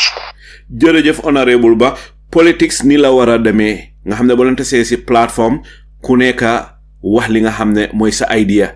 Exchanges of ideas dafa important torop moy yobu dika kanam gis nga yaa ngi wax sa point honorable Jawara mu ngi point am although amna yo xamne agree ngeen ci amna yo xamne agree wu len ci waye taxut ken saga taxut ken yuxu taxut ken disrespect sa morom li moy debate li moy healthy debate te ni len wara yobo dika kanam so fim neka ma dal di ñew ci Buradi Ba Bura ñu may la rek nga dal di laacc sa mujanteli laacte su ko fe nga dal di danele fofu jërëjëf Alay Salu man kuma danele moy comme allegation bu nga xamne mom la fi indi because ñu ko diga te bana honorable Ba lim ñew mota ngeen di ñew di wax ak nit ñi dina baax because some most of the time yeen ngeen day busy waye ñun ñu nga xamne ñu ci WhatsApp group yu bari information yi foofu lañ ko di gisee suñ ko gisee soo leen fi ñëwee soo leen ko xamul tamit dinañ leen ko wax ngeen xam ko so allegation si olof mooy tuumal so soo gisee comme tuumal yi mi ngi génne si te clé ngi ni indil na la kee si Ramsia Dia te nga ne dégguloo ko te lii sin suba loolee ngeen daw fu nekk kër Fatou sa ñu ko binda pour wax la ne dëgg la li Alaaji Saliou wax dëgg la because mu ngi si even groupe si bëri even UDP groupe si sax ñu ko wax si mu ngi fa kër Fatou ko binda so leneen li ñoo wax si fi allégation xaalis yi ni Adama Barrow di jël di joxe seeni jawara mi ngi waat maa ngi ko wax ne si lu mu góom la moo waat rek waaye maa ngi ko ñaan rek façon yii nii bu si di waat la wax ne góomuma ko mu em si loolu waaye bul waatal kenn te maa si Adama Barrow yi jaruta waatal because gis nga suñ lifin si audit report si yëpp corruption la mi ngi téye lifin si file si report si nga ko jox implement tu dara last time yow boo fi nekkee yow sa wax nga ne yow ànduloo si loolu comme ànduloo si loolu su ko nit ñi di tuumal ci yëf yi inducement so loolu yëpp is part of corruption maa ngi laa ñaan rek bul waat waxal ne gëmuloo ko rek loolu mun nga koo wax waaye di la ñaan rek bul waat so allégation yi di ñëw si Sabally before Sabally dem MPP li lay génnoon ñu ne 10 million ak par place 10 million bi tuumal la gisuñ ko waaye place bi moom gis nañ ko te gis nañ ne pour ñu jël Sabally la jaral na Adama Barrow muy use suñ xaalis jël living certificate of urgency indi attach ko si bill lu nga xam ne dafa cost Gambian si ay thousands or I can say maybe how ma ñaata la cost exactly maybe honorable Bah will help me so te daf ko indi te honorable Seni Jawara mi li ma gis moom nekkoon na ñi nga xam ne ñoom votoon nañ that bill pour mu mun a pour jox Adama Barrow doole boobu so loolu yëpp soo ko gisee Seni maa ngi laa ñaan rek waxal ne gëm nga ko o gëmuloo ko waaye fi Adama Barrow nit ku nekk soo dee sa baanal yow keena faa nekk so because Adama Barrow lim nekk di involve si corruption based on lim bañ a implement audit report si ak Jaane commission yooyu ba mu ko jaral mu jël certificate of urgency mu indi ko just pour am Sabally loolu kenn waru ko waatal maa ngi laa ñaan rek léegi li mu nekk tamit di wax li ko honorable Bah wax si yëfi comme living Adama Barrow 2024 draft constitution bi mi ne based on seen standing order si loolu moo tax mu bañ see wax waaye ma wax ko ne du bii dañ ko publish loo publish nag yaatal na si xel yi ñëpp loolu mënut a am li moo def ak seen living standing order because lii dañ ko publish loolu tax ma bëgg laa laaj Adama Barrow 2020 draft constitution bi dafa am lu mu woon Gambien si dafa woon Gambien si ne moom digga dafa korop lu tax ma wax loolu mooy naka nga gisee lu tax mu indi foofu loolu lu nga xam ne moom dina ko protect lu mu mun a def kenn du koy prosecute si loolu juurin bu mu nekkee président ak su génnee président yëpp la si dugal honorable Seni Jawara naka nga gisee lii non lu ma su ma léegi su ma jëlee moo demoon sax lu ma su ma nekkul li ma waatee Adama Barrow ndax loolu amut non loolu nekkuma di waat loolu le non nekkuma di waat loolu non comme maanaam this allegation of this 150 million so loolu daal su ma mu ko jëlul man nag su ma lu mu jëlul nag am naa si confidence pour wax ko on nga waaye nag am not saying it's not happening loolu laa wax kon daal mën naa am daal su ma woo bi mënul gën a set si yéen am not saying it's not happening waaye si biir wax bi dafa mel ni yaa ngi waat daal so waaye after nañ ci delluwaat waaye it's fine ne Adama Barrow daal teg na xaalis bi te UDP la tegat UDP la tegetaat te loolu noonu di yoon loolu soo ko xoolee anyway waaye main question bi mun nga answer loolu rek si 2020 draft constitution yi Adama Barrow bi mi ngi protect foofu boppam ne kenn du ko mën a prosecute lu mu mun a def juurin bu mu nekkee président ak su fa génnee foog nga ne loolu right na no right if you feel that you are doing something right never go to the phone to protect yourself because that is not meant for you it's meant for everybody that comes around Adama Barrow moo ko moom if you think what you are doing is right, you don't want that close there. Actually, I have not gone through that close. Now, why not at this time? Because I'm not going to analyze those things, those clauses. This now up to 13, no 15 clauses. You understand? I just go as I'm going. If you think you are doing right and you are representing people right, it doesn't need those clauses to be there. You know, correct? Honorable Jawara ma bëgg la laaj rek bala ma ñëw si Mr Ibrahima Cissé yow yaay ñëw next. Honorable Jawara ma bëgg la laaj rek xëñ na ñi déglu du ñàkk dineen ne Honorable Seni Jawara day dafa mel ni kii sa NPP sympathizer su fekkee ne am na Gambian buy xalaatee nii lan mooy sa tontu Honorable Jawara? Yes, of course. Ku nekk am na sa right pour nga laate noonu. Why being mistake alliance NRP ak NPP and pour wala dar Silver ak President Barrow we are best of friend pour wala rek parce que why taxut ne duma liggéey suma liggéey aw that best of friend wallahi alazim taxut duma liggéey lu ma war a liggéey mun na wax MP sympathizer I have no problem waaye nag su ma gisee man parlement dafa am sitting live to sitting la am ngay xool naka laa mën a griller ministre si moom lay mu ngi at Sudan ama problème associationship boobu mu ngi fale waaye in terms of work job non du ko duma koy compromise waaye nag ku nekk ak sa xalaat la. Jërëjëf Honorable Seni Jawara fi mu nekk ma dal di ñëw si Mr Ibrahima Cissé yaa ngi si biir ñu may la rek nga laajte sa mujjanteeli laajte si programme tay bi. Honorable Seni la bëgg laaj benn question kon fi mu jógee conséquence boobu mooy boori Lower Salom dama mosoon a gis xam nga dëkk bu nekk man Gambia dama wax ne all the areas equal development moo war a am waaye dafa am areas yoo xam ne dañ ko neglect like many other countries country boo dem am na area boo xam ne moom lañ gën a neglect fi mu dooree mooy boori Jimbala boori Gunkuru Balangar Kour used to be a very thriving town boo xam ne moo amoon one of the biggest industries in Gambia xam nga Gombang foon so waaye léegi after the structural adjustment plan yëpp dafa daanu te dama day gis so always maa ngi follow Gambia dafa day xew mosi du ma day gis benn major project yoo xam ne in that area te amoon na time sax ñu ngi wax ne dañ war a divide naka tuddee fii nii waa that area xam nga pour mu nekk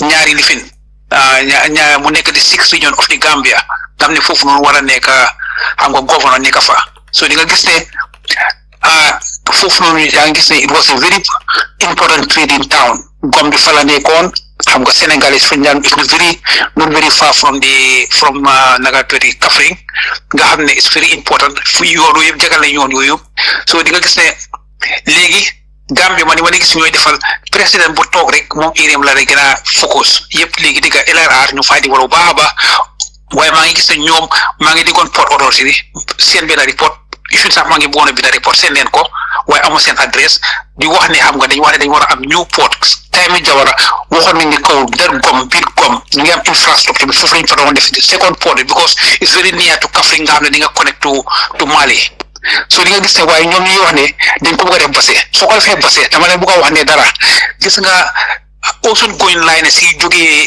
fii nii pour isi guut si duñ mën a egga passé Kuntuwur because foofu noonu sedimentation bi moo fa nekk moo tax ñu ceeñoon gom bi nekk Kuntuwur ñu ñetti goma amoon mil yu dee gerte mooy Saaro Kawur ak Kuntuwur so du mën a mu foofu noonu waaye li tax that area is the least developed in the Gambia ba pare beneen bi tam last question mooy man laaj ko Mr Ba mooy fan yi dama gis benn suuwe xam nga in Gambia buñ def boo xam ne Mr Cissé nañ ko mën a jël one at a time naa la may nga ñëwaat si Modou Lamine Ba xaaral ñu may honorable Seni Jawara rek mu daal di answer sa question bi den nga ñëw laaj honorable Modou Lamine Ba mu ngoog go ahead honorable Jawara comme li nga wax am na fi ni pour wala ya Jimbala yooyu rek di wax am nañu yoon bési mbooda bi am nga I'm from Jimbala, from Kaur, Murubamba, Figam, from Johnson, the highway, Murubamba, because Mavi, the Jimbala, the Borabi. Then from checkpoint, my Talib Mabi, the last border Bunikas, Simbara. And all roads are connected, you understand? We want to know about this dry port issue. Just recently, last 2 weeks, the Vice President, the Banyan Fini, pour mu hold the dry port. Comme Madame Lewani, dry port Lewani, very close to Mali. That's Basse. Though you want to know the trading of this groundnut, Jamu so bugon manam surga yini wala batu yi ñew kawr ne ñew kawr then you have kuntawor because you have this kawr kuntawor Basse. Ngam no kerawan kawr kuntawor ak Basse. Those river Gambia is lal. Then the reason why, not because of Adama Barrow, why the channel of the development that you are seeing, very good. Kaur is very close to covering because it's around 65 kilometers. Why not so Mali could have very close to Basse because the border, because Tamba ngaduga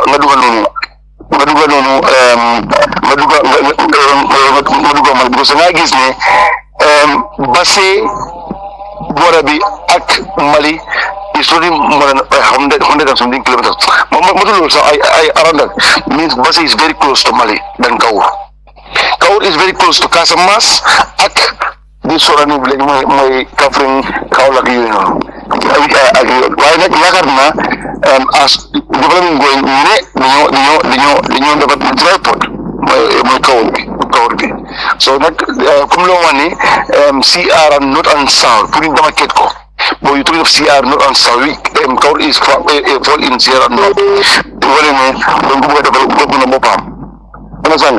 Right now, Purugan Lulu, building Jamano Ya Jamela won, Jamela Bugon, Demone Kaur the governor resident. Jamano Ya Jamela won, Understand? So it's still now holding on that it doesn't materialize really. While the development is taking place. Jërëjëf honorable fi mu nekk waxtu bi jaamu nañu torop so ñu ngi leen a ñaan bépp kuy laajte rek stick less than 1 minute answer yi tamit less than 1 minute because time bi jeex na torop fi mu nekk ma dal di ñëw si Mr Cissé am na laajte boobu laaj honorable Modou Lamine Bah so go ahead. waaw mooy li fi nekk ni mu war a mooy affaire yi suubi bu gisoon fan yii nii xam nga draft constitution ak yeneen suubi bi di least trusted in Gambia mooy di national parliament loolu li si boobu laa ko bëgg a laaj après ñaareel bi tam li tax gars yi Gambia dafa nekk dëkk boo xam ne when you come to residential amuñ ko bu bëri the population is growing so Sénégal def nañ very good draft constitution boo xam ne tendency ñaata déposit lañ war def ak lu wàññi def loo xam ne ñu dem wàññi naka tuddi luwaas bi yëpp dañ ko def on te loo man ma nekk Dakar suma compagnie sax dañ ma luwaasoo néeg waaye afterward néeg boo xam ne percent 250,000 dañ fa wàññi 20% su waaye Gambia gisuma dara te nañ su leen neex ñu def xam nga man mun naa fay waaye ñu bari mu ñoo fay te loo si yàggee dina isi anak in Gambia. jërëjëf Mr Cissé fi mu nekk honorable Modou Lamine Bah go ahead. Well, thank you, Mr. Jai. Well, Mr. Cissé, the question B. The must start with the survey that talks about the least trusted at the National Assembly. I will just want to, if it is possible, if you can share me the source. Nyan Yoko publish. I want to know. The other Dimba société li fi news bi naka tuuti QTV xamoon nag African li fi ñu xamoon nag bi ñu def suubi in Gambia ñoom ñoo ko société news bi dañ ko fa gis so okay I can tell you one thing because the thing is when it comes to that entire situation I cannot judge right now because if you say the National Assembly are the least trusted then ñun National Assembly war nañoo seetaan suñ boppa bu baax loolu tam ma njëkka establish ñan ban source nga amee this report waaye man laa woon ne such a report is not yet on our table or neither in our attention comme nu ma ko waxee I just arrived Gambia yesterday night si laa fi agsi and société news bi So see the news with this that need that should be in Gambia more that how partner same too. So see the most news be lu bari lañ sauvé in Gambia institute su bari so why the least trusted thing the Maria sa ñu moy National Assembly. So I am not disagreeing with you. Lumay wa moy I understand we have what we call the barometer. Yeah, the barometer. Yeah. I can tell you we are all initiators of that initiative. And at the end of the day, so if a report shows the less trusted are the National Assembly members, then there is something wrong with the current National Assembly. But notwithstanding, be rest assured that we know how to work it out. Because this is something that me, myself, and I believe Honorable Seni Jawara and others will never be happy to hear such a news. But come knock over here, it is a report of what they surveyed and reported to the public. The other thing has to do with the issue of the legislation when it comes to rent. Of recent, we have amended the Rent Act. The Rent Act amendment it was a private member bill introduced by Honorable Madi Sise of Serakunda West, and it was passed in Parliament this year. This Rent Act, there are so many important ingredients, especially when it comes to the issue of deposit. And Honorable Seni Jawara is hearing me right now. Lolo talafle important for people to be following parliamentary procedures or parliamentary proceedings, because so by hell there are so many laws that we are enacted in Parliament. People are not even aware. So that is why currently we've introduced what is called the post-legislative scrutiny. That is all the laws that have been enacted in Parliament, that is the Gambian Parliament. We must go back to those laws and see the level of implementation, which is very key. But I am also telling you, Ned, we are not like Senegal, but we have amended the Rent Act that will favor the Gambian people. Because even currently with that law, you cannot pay your rent with foreign currency. So these are things that we must make clear about. And when it comes to the issue of deposit tamit, a certain amount you can only deposit that amount, and it cannot be like 6 months deposit anymore. So Seni also is here, Honorable Seni is here. He can also shed light on it. But I am telling you that we have at least done a very good job when it comes to the recently Rent Amendment Act. Jërëjëf Honorable Modou Lamine Ba, fi mu nekk ma dal di ñëw si Apply Sanyang. Apply, lan mooy sa mujjanteli laajte programme tey bi? Thank you very Salio. May la jërëm di jërëm suma mbokk yi once more again. Li moo ñu boole flag bi di Gambia sun dunda bi ñoo ko yore te and we are paying them. Affaire bi Ramsey Adia bi mun naa laa wax ne CDC su si bokkee CDC is a connection for us for Freedom Radio since time we Badri Mbaye. So la ñoo am Ramsey Adia si radio bi fii. So CDC su si bokkee si deal bi comme mun nañoo wax ne dëgg la CDC xam nañ ko is one of our colleagues here in Freedom Radio. So Alay Salo suma ñëwee si wax bi may wax Mr. Honorable Ba foog naa ne all the infrastructures yu nekk within the Banjul, because he's representing the Banjulians and Gambia as large. Suuf bi ñoo tiba Denton Bridge bala nga ba joxumpa su mag gi ñëw na fii ñu ne Denton Bridge mu ngi sick.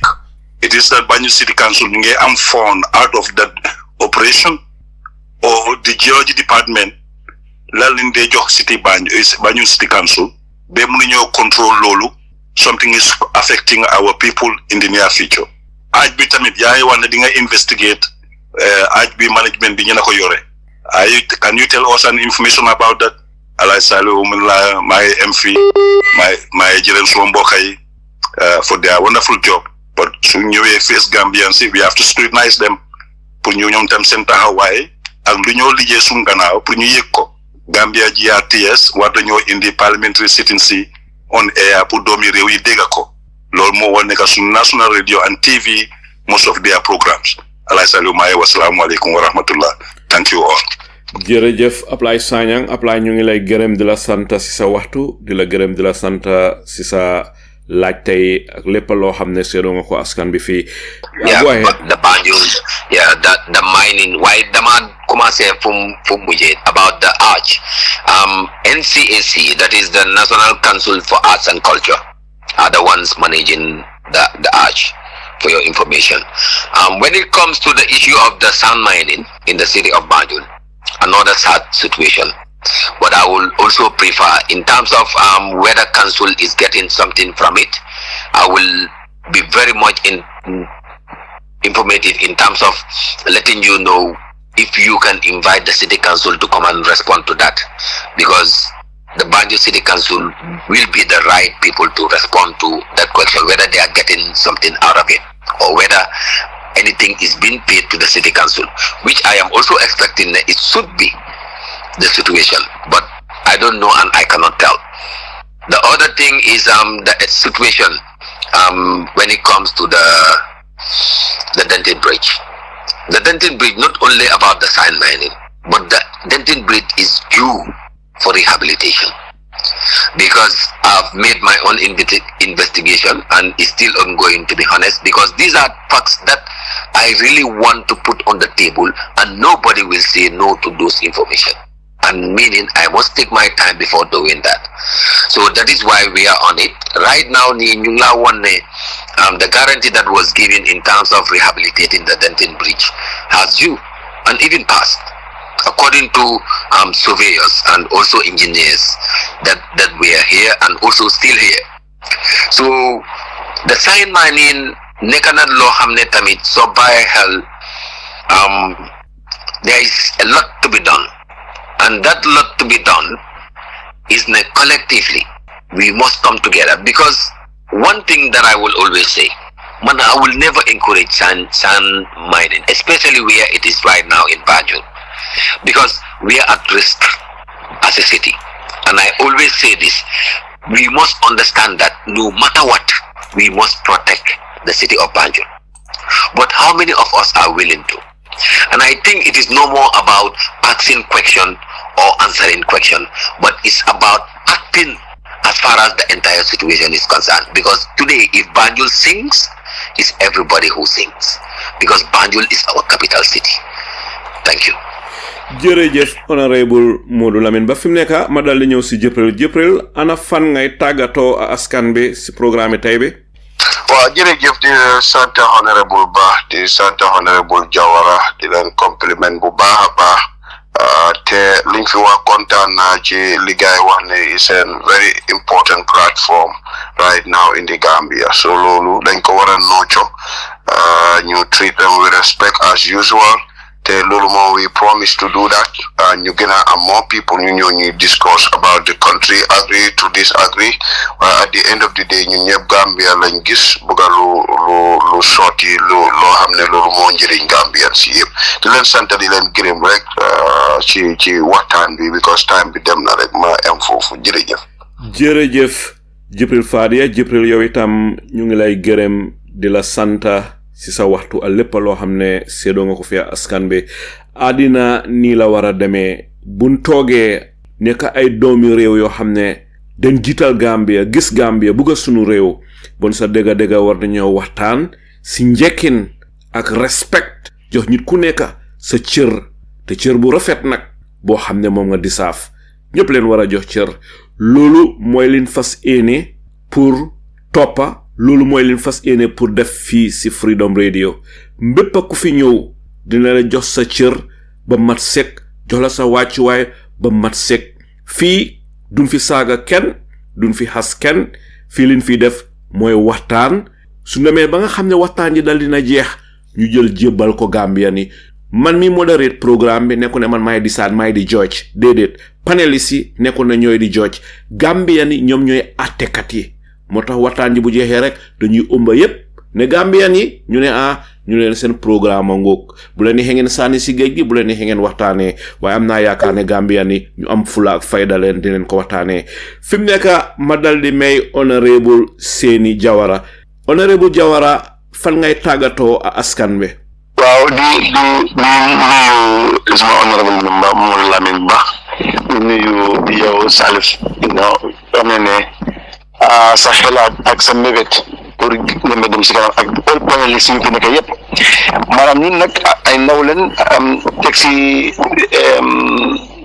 mun na am ku dul juum amut si aduna képp kuy naan ndox di nga juum basically soo nekkee si place yi nii fekkee na am nañu wax ba mel ne jumte la wala nga gis ne ñàkk yar la wala tegin ngeen jégal ñu rek ñun ay ndaw leen ay seen rakk leen seen doom leen seen jarabaat leen ñun nag we are here to serve the purpose of government people how to build this nation ñun suñu leen nekka di gërëm moo laa mi nag bu baax a baax ak foo saytam suñu nekka ni leen wane ne moom is representative of the people ñun yëpp loolu leen su leen nekka nag di gërëm waa Lower Salmi nag yoo xam ne trust me in that person ba ma saab leen waaye nag is good tam léegi tam Salif ngeen bu leen am wala si National Assembly members yi ngeen go forward to the constituency ngeen gis ne those vibrant and si eso itam ngi indi leen on board am nga oto mi gën a yaa gis ñu luñ bàyyi si gannaaw ñoom mën nañu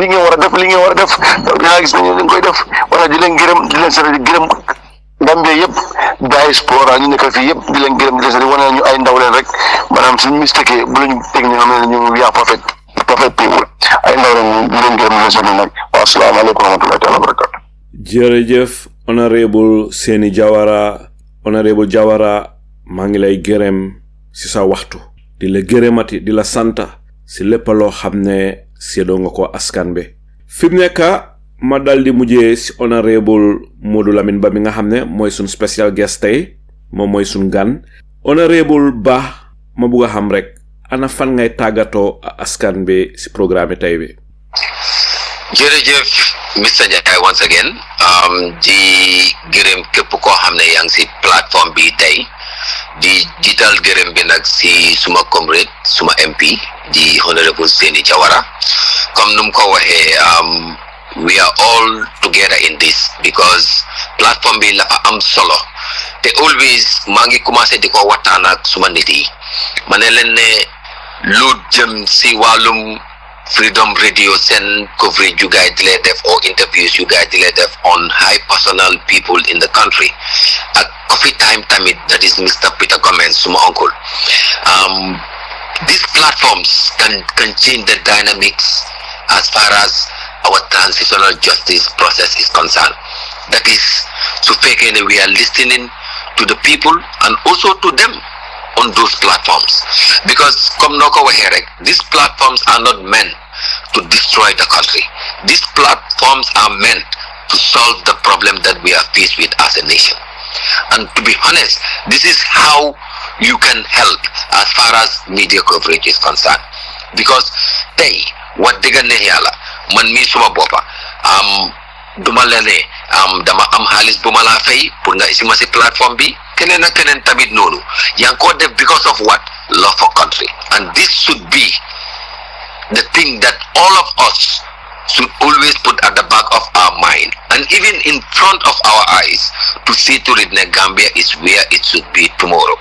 So danga gis ne tamit maa ngi encourage yeneen partners yi ñu leen nekk si bantaba bi ñuy ñëw digalaat gars yi de leen over by seen time ba pare ñëw si plateforme bi pour laajte i question pour bugga si rek am leeral ñu ngi leen appreciate bu baax a baax waaye tamit balaa maa tëj maa ngi gërëm waa Banjul North lu tax ma ne maa ngi gërëm waa Banjul North tey soo gisee ma nekk si plateforme bi di wax yu am fayda yi parce que waa Banjul North ñoo ma jox that mandate pour ma represent leen waaye notwithstanding maa ngi gërëm tamit beyond waa Banjul North that is the entire country understanding ne I am a National Assembly member and I am the people's representative so si biir loolu di leen a wax asalaamaaleykum wa rahmatullah taala wa barakatuh.